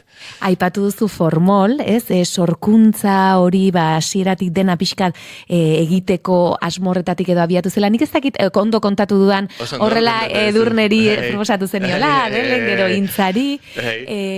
Zuk bazenuen Zendo pasa barduen jende honek, Zendo pasa barduen jende honek. Bai, buf, ikusi dut formoltarrak, barra alderatu hartin barrute. Albun ikusi zenuten. Nik daukat gauzat. Goiurik ikusi zonez? Bai, eske lehen esan dudanean albun, usteet goiurik egin dula. Hor, ariketa batez joan zara norabait. Bueno. Nik ere...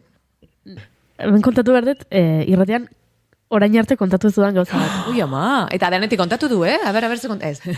Neri albumek bizitza aldatu zidala. Epa! Bi aldiz. Begira. Zona. Bat, bueno, albumeta zitengo du, bai. Bueno, formolez, beraz, bai. Ikustera joan nintzenan gazterzenara, bueno, flipatu inon, eta gaina joan nintzen nire lagun Izaro Andresekin, eta bueno, pila bat gustatu zitzaigun, eta ordutik bueltaka, askotan aipatzen dugu gure artean, izan zela, lehenengo aldiz, guztiz identifikatuta sentitu ginena, obra batekin. Eta albumen momentu batean esaten da, Euskal Gaztireren motxila dela, egunkariko zuzendariak minbiziz hiltzea, eta Gazteriaren motxila dela Britney Spears ia rapatzen. Eta esan genuen, joder, eske, por fin! Ze gure artean, eske, guk elkarrizketa horiek eukitzeite, gure WhatsAppa hartzen dezu, eta igual izan daiteke, lehenengo esaldiak dira gazaren ingurukoak, eta eguna aurrera doan enean, igual urrengoak dira, ikusi ezu Kim Kardashianen azkeneko argazkia. Eta orduan, ikusi genuenen album esan zen, guztiz identifikatuta. Eta orduan, nik kariño handia diot albumi, eta hoi bizitza aldatu zian lehenengo aldia. Eta bigarren aldia da, nik butil bat ezagutu nuela, eta lehenengo zitara... Oh, no! Ez dakizu zesan behar du, bueno. Txin. Egin ezak gauza bat, goiurik belarriak tapatzen ditu, zuk mikroan esaten duzu ze uste duzun. Eta gero gai hori. Goiuri, tapatu belarriak. Ai, ama. Vale, esan nike. Uste duzu? Nere ustez, lehenengo zita izan zen album ikustera. Ez? Nik ere hori pentsatu, Ados? Vale? Bota. Nik uste dut ez. Beste zerbait, gehiago dagoela. Garapen dramatiko gehiago espero dut goiuritaz. Bai. Bota.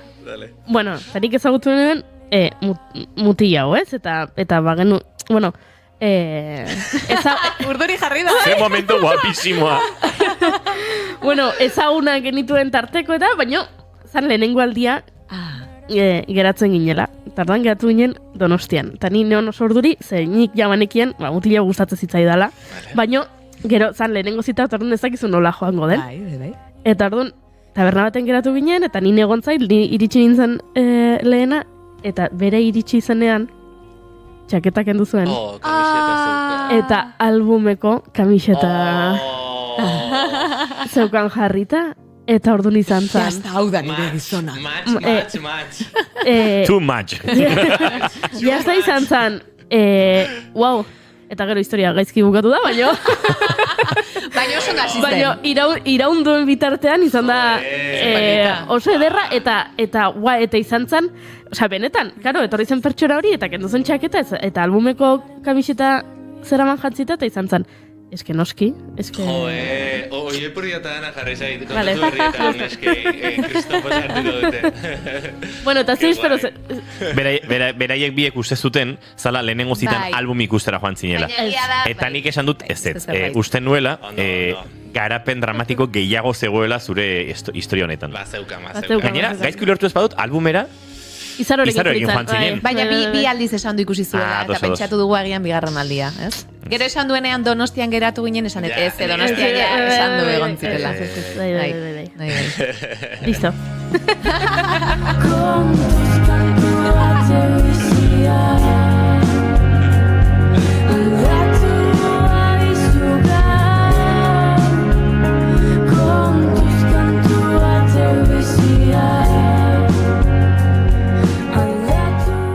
Bueno, album lanaz pixkatola aipatu du zerbait, ez, Goiurik?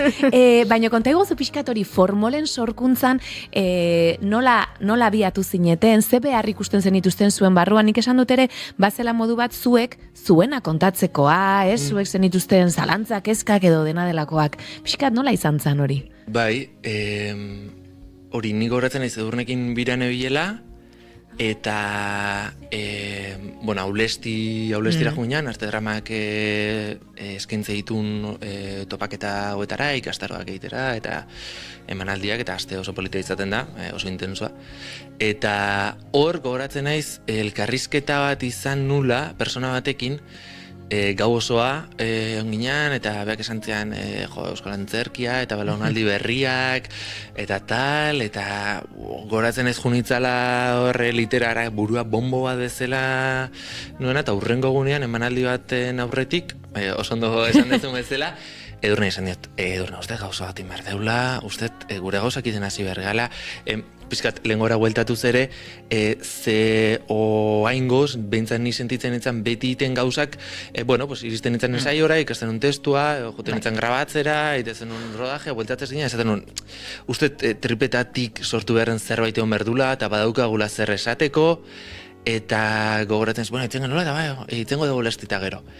Eta gogoratzen ez klase baten, intzataz maite mindu nintzala, intzun improvisak eta gelitu nintzala, como, wow, zein da hau, eta feeling oso politen genunan ere intzakin, eta gogoratzen naiz bueltatu ginala, eta nita Edurne jase ginala gauzatxo batzuk prestatzen eta hola, eta zen, ez da hau intzan WhatsApp, orduan intzai, aulestiko korreotan sartu, bilatu nun bere korreoa, eta korreoa dialeinion, kaixo intza, Mikel Ibargurena, ez aulestin ezagutu geha, proposamen badaka zuretza, eta animatu ez da gizea, intzak, bai, etorri nire WhatsAppa, orduan, etorri ginean, eta batez ere izan zen, etzeon proposito handirik, etzeon konpainia sortzeko asmorik estantzezela matiteko, de hecho, baina hasi ginen eztabaidatzen ze behar zeuden, ez? Eta ingenun match, guk ingenun match asko, ikusi genulako behar genitula sortu Euskal Antzerki gintzan, de repente publiko berria sortu behar genula, gure jendea inoiz etzala juten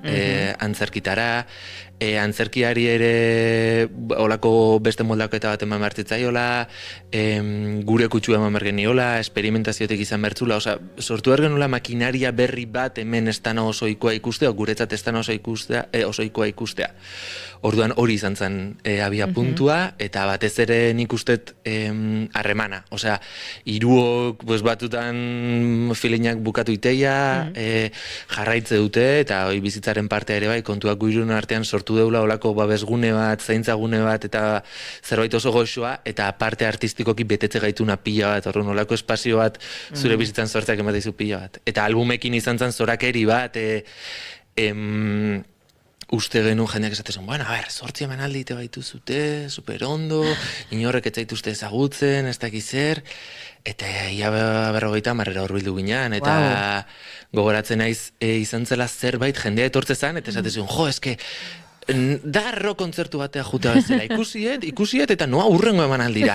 Eta erbente jende gaztea zeon, eta publikoak mostezun emanaldia, publikoak vibratzen zeon, publikoak itzegin tezun emanaldian, eta esaten, sortu zen klima bat, oain berrez bueltatu geanean, jendea da etorrela ikustea, eta esatigula, ez dakit, eta Edurnek aurrekoan esatezunez, ze harro baita ere indeunak funtzionatzea, baina batez ere ikustea publikoak behar zitula gauza batzuk, eta asmatu genuela momentu baten tekla batekin, ez? Orduan bai, izan da matxa handi bat.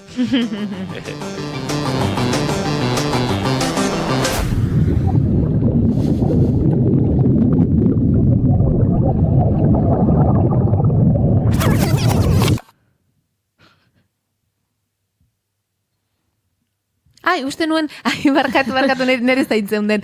Bai, matxanbia eta publikoarekin uste dute, zuk esaten zenuna publiko berrietara gazteak. Niko goratzen du, nik ez nuen Donostian ikusi, uste dut Donibanen ikusi nuela, Juan Baberasategin, eta Donostira joan ziren lankide batzuek, ez hain gazteak, beraiek, baina esan ziaten, eske lortu dute, gazteak eta ze entregatuta zeuden emanaldira, eta hori askotan, oraindik antzerkigintza, euskal antzerkigintza mota batean, bagian ez hain beste jende gazte hurbiltzen hori horrela da, eta gero sartzea, eta hori adibidez lortu zenutela, eta ze pozgarria den, ze jendeak joan nahi du ikustera, eta joaten da, orduan azkenean sortzen bada, hor egongo dira, ez? Bai. Eta aipatu duzu orain bigarren lana, nik aipatu dut lehen ere, Heriotzak Eduardo du izena.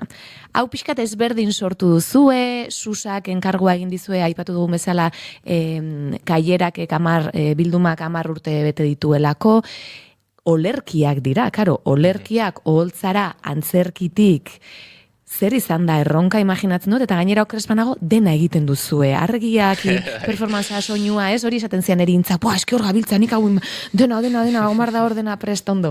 Baina zer izan da prozesua bera?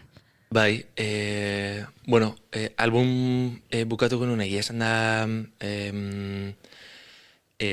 nekatuta dena horrere konpainia sortu banaketa guztia, administrazio guztia izan zen, ostras, eta impacto bat izan zuen, orduan behar genuen, eta talde bezala dakaun polita da, gure helburua ez dela zirkuitoan sartu, eta 2 urtetik behin emanaldi bat atera, eta iruditzen zitzaigun horrek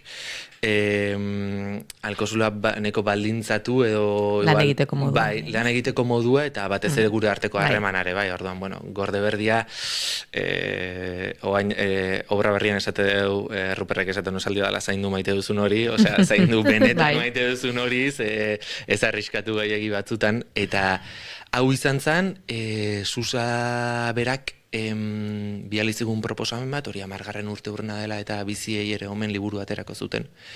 Eta ea ausartuko ginen iten poesia ez errezitaldi bat, hori izan zen pixkat pauta nagusia.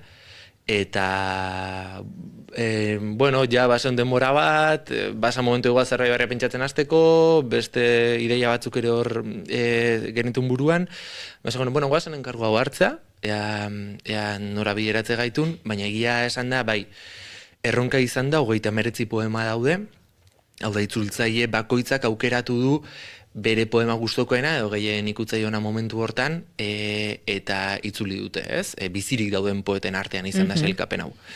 Orduan, gogoratzen naiz lehenengo aldi horiek izan ziala poema denak irakurri, oso testutik abiatuta, ez dana oso bat ere formol, abiatzea beste tokiatzutatik beti, eta testua beti amaieran dator, eta zentzu horretan bai izan da lan potentea, poema bakoitzak iradaukitzeiolako norberari ere zerbait, baina, saiatu ginen poema guztietatik uniberso bat eraikitzen, uniberso ilun bat, saiatu gure bunker bat sortzen, ez? Oso iluna, oso manipulablea, badago kontrolaren espazio bat, 3 habitatze deuna, eta badago pixkat barne mundu eta kanpo munduari olako esanet, deitze jauna guk bentsat, ez, azken munduak nola izango dian, edo heriotza, kanpoan existitzen den heriotzagatik barruan nola gauden babestuta, eta pixkatolako metafora batzuk badaude, baino, bai, gehien nik uste erronka handiena izan da, ez genekigula antzeslan bat izan ziteken, ez genekigula ze ondo nola sartuko denun, poesia horiek zeleku hartuko zuten, orduan poema batzuk badaude guztiz, eta ezin ginen hortatik ezin genuen ni egin ere bai, baina batez ere zaiena nik uste izan dela topatzea, gu berriz ere 3 holtzan, egoteko modu bat, 3 ondo pasatzeko modu bat, eta batez ere zerbait berriz ere ez nahita, baina ez zitzaigun gustatzen laugarren pareta hori berriz ere jartzea, eta poesia jendeak entzun dezala, baina gustatzen zitzaigun poesia hartu eta erronka bezala, ea publikoari ere nondik aldion ikutu eta sartu pixka bat olako gol txiki bat edola. Egira. Eta sortzean lehen aipatu duzu improvisaketak erabiltzen dituzuela, agian etzela testuarena bazuen ohiko, ez? Lan egiteko modua. Hori da izaten duzuena formolen normalean improvisaketak lehenera aipatu duzu hiletaren gaiarekin, eriotzari buruz ere, egin dituzuela ariketak, eta hori izaten da zuen lan egiteko modua, sortzeko modua normalian? Bai, egia da albumen nik uste suerte handi bat euki genula Edurnek oso garbi zeukan kanpoan egongo zala, beha izango zala kanpo begirada, eta egia da ustet, eta aurrekoan justu bestelkarrezketa batean esan ere bai, ustet Edurne askaraten begiak kanpotik diala, ni benetan esate Euskal Herrian estena zuzendari, ustet honenetako badala, eta gero onduan ekan intza, eta intzan onduan malima zaude nik ere uste gomendioa, zuk ere uste suerte badakazula intzan onduan egotea, ez? Eta intzan onduan egotea da intzai eskua eman, eta esan intza zutira, eta ni zuri jarraituko izun ezun lekura, orduan uste sortu zala oso engranaje erres balan iteko, hemen kontua izan da Edurneia barruan zegoela.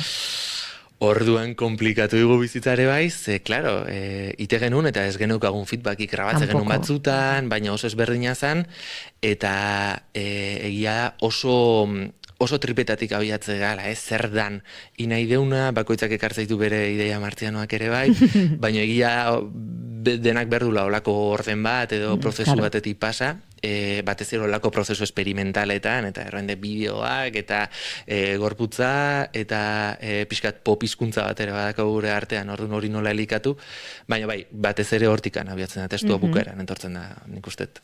Eta esan duzu ez, soinua, bideoak, dena zuek egitearena nola eraman duzu, adibidez? Erronka ere izango zen, seguraski hori. Bai, bueno, nik uste batez ere, egia esan da, hasieratik genokagun soinuarekin esperimentatzeko behar bat, irudiakin pixkat aurrekon esperimentate genuen, baina menen genuen kamarak egotea, eta nik uste badatorrela erabakia gaur egun dagoen prekaritatetik ere bai, ez?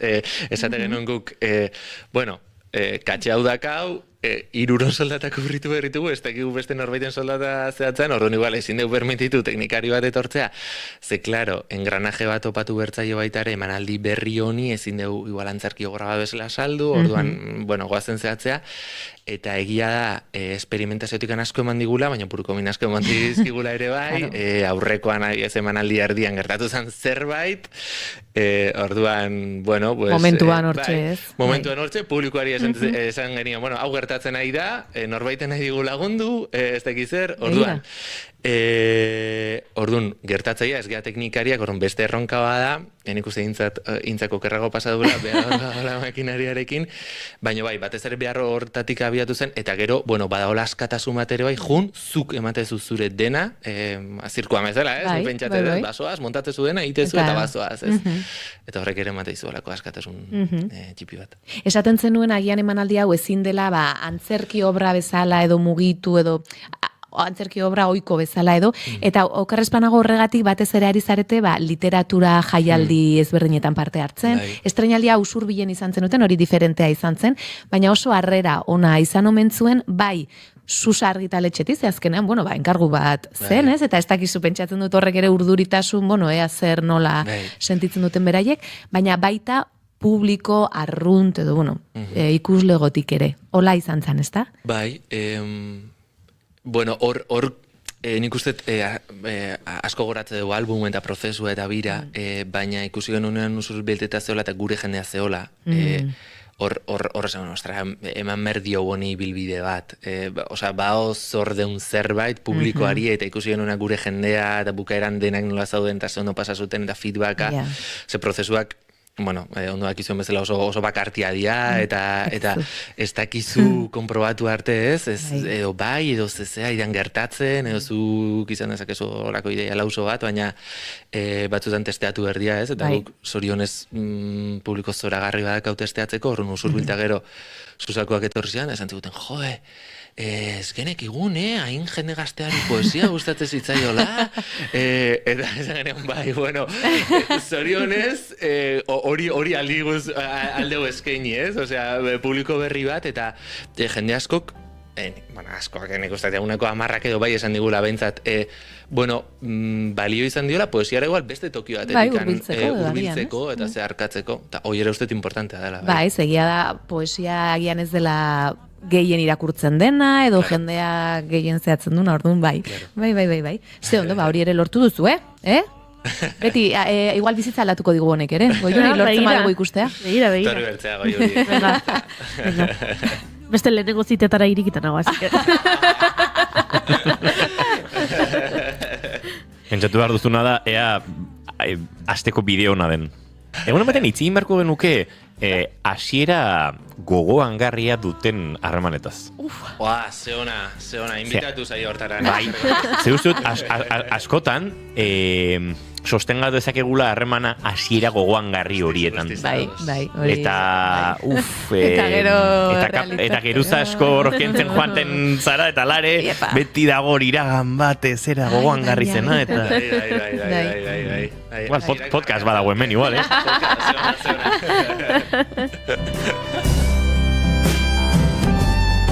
Ask her why she cries so loud, will not say a word. Eyes like ice and hands that shake, she takes what she deserves.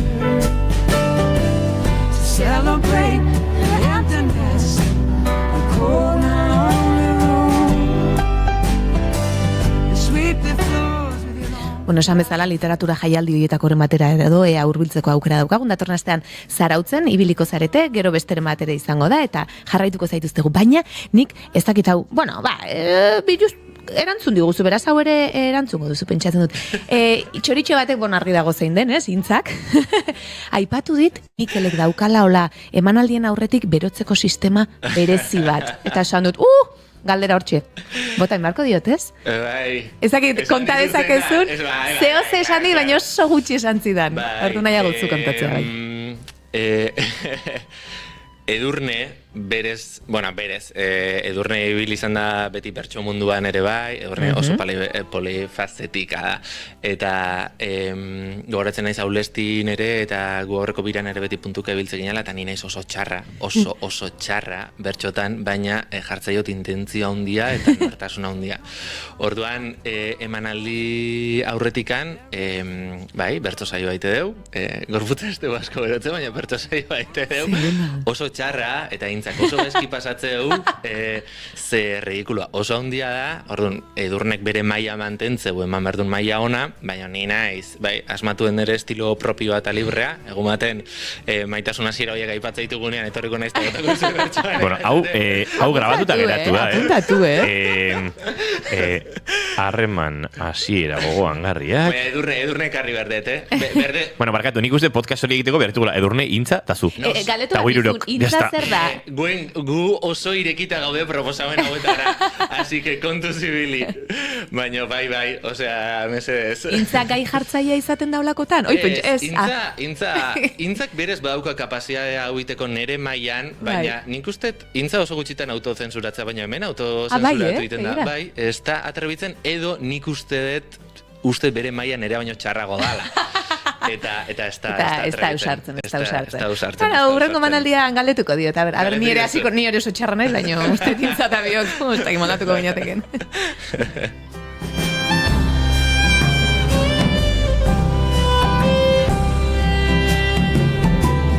I climbed a tree with my hand.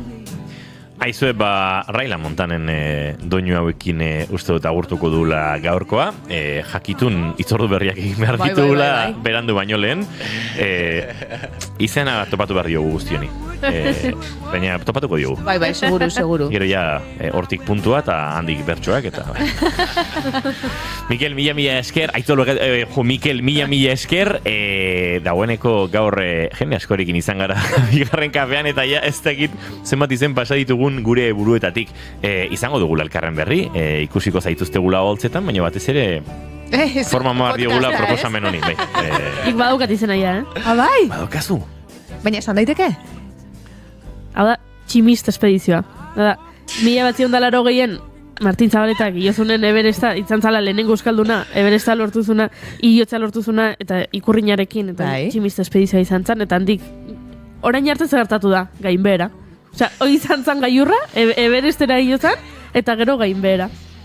Eta hoi da ez? Osea, hasiera kriston potenteak, eta gero gainbehera. Gero gainbehera. Oraintxe Everestera joatea, zure bikotearekin igande arratsalde euritsu bat, merkatal zentru batean bueltaka pasatzea bezalakoa da. Ba hori, uste duzu. Begira. Mikel Ibarguren, mila esker. Oiana Maritorenak enbe, mila esker, Goiuri zurire bai, bagoa zentzuleok. Zaindu asko musu bat.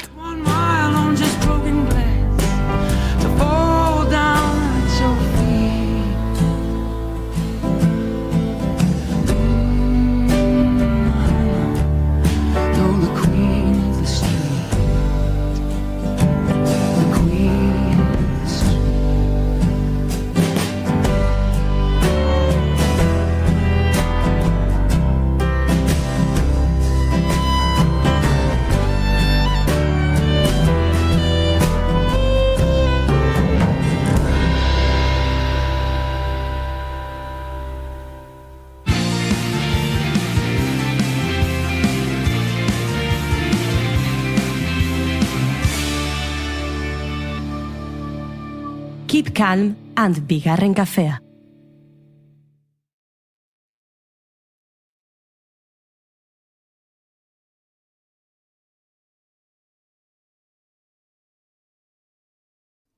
Naiz irratia entzuten ari zara. Bilbo aldea, 92.2. Gasteiz eta Arabako lautada, 91.5. Donostialdea, 93.8. Gernika, 96.7. Leitza, 95.1. Bortziriak, 103.1. Urola, 91.8. Goierri, 102.2. Legazpi, 94.6. Naiz irratia.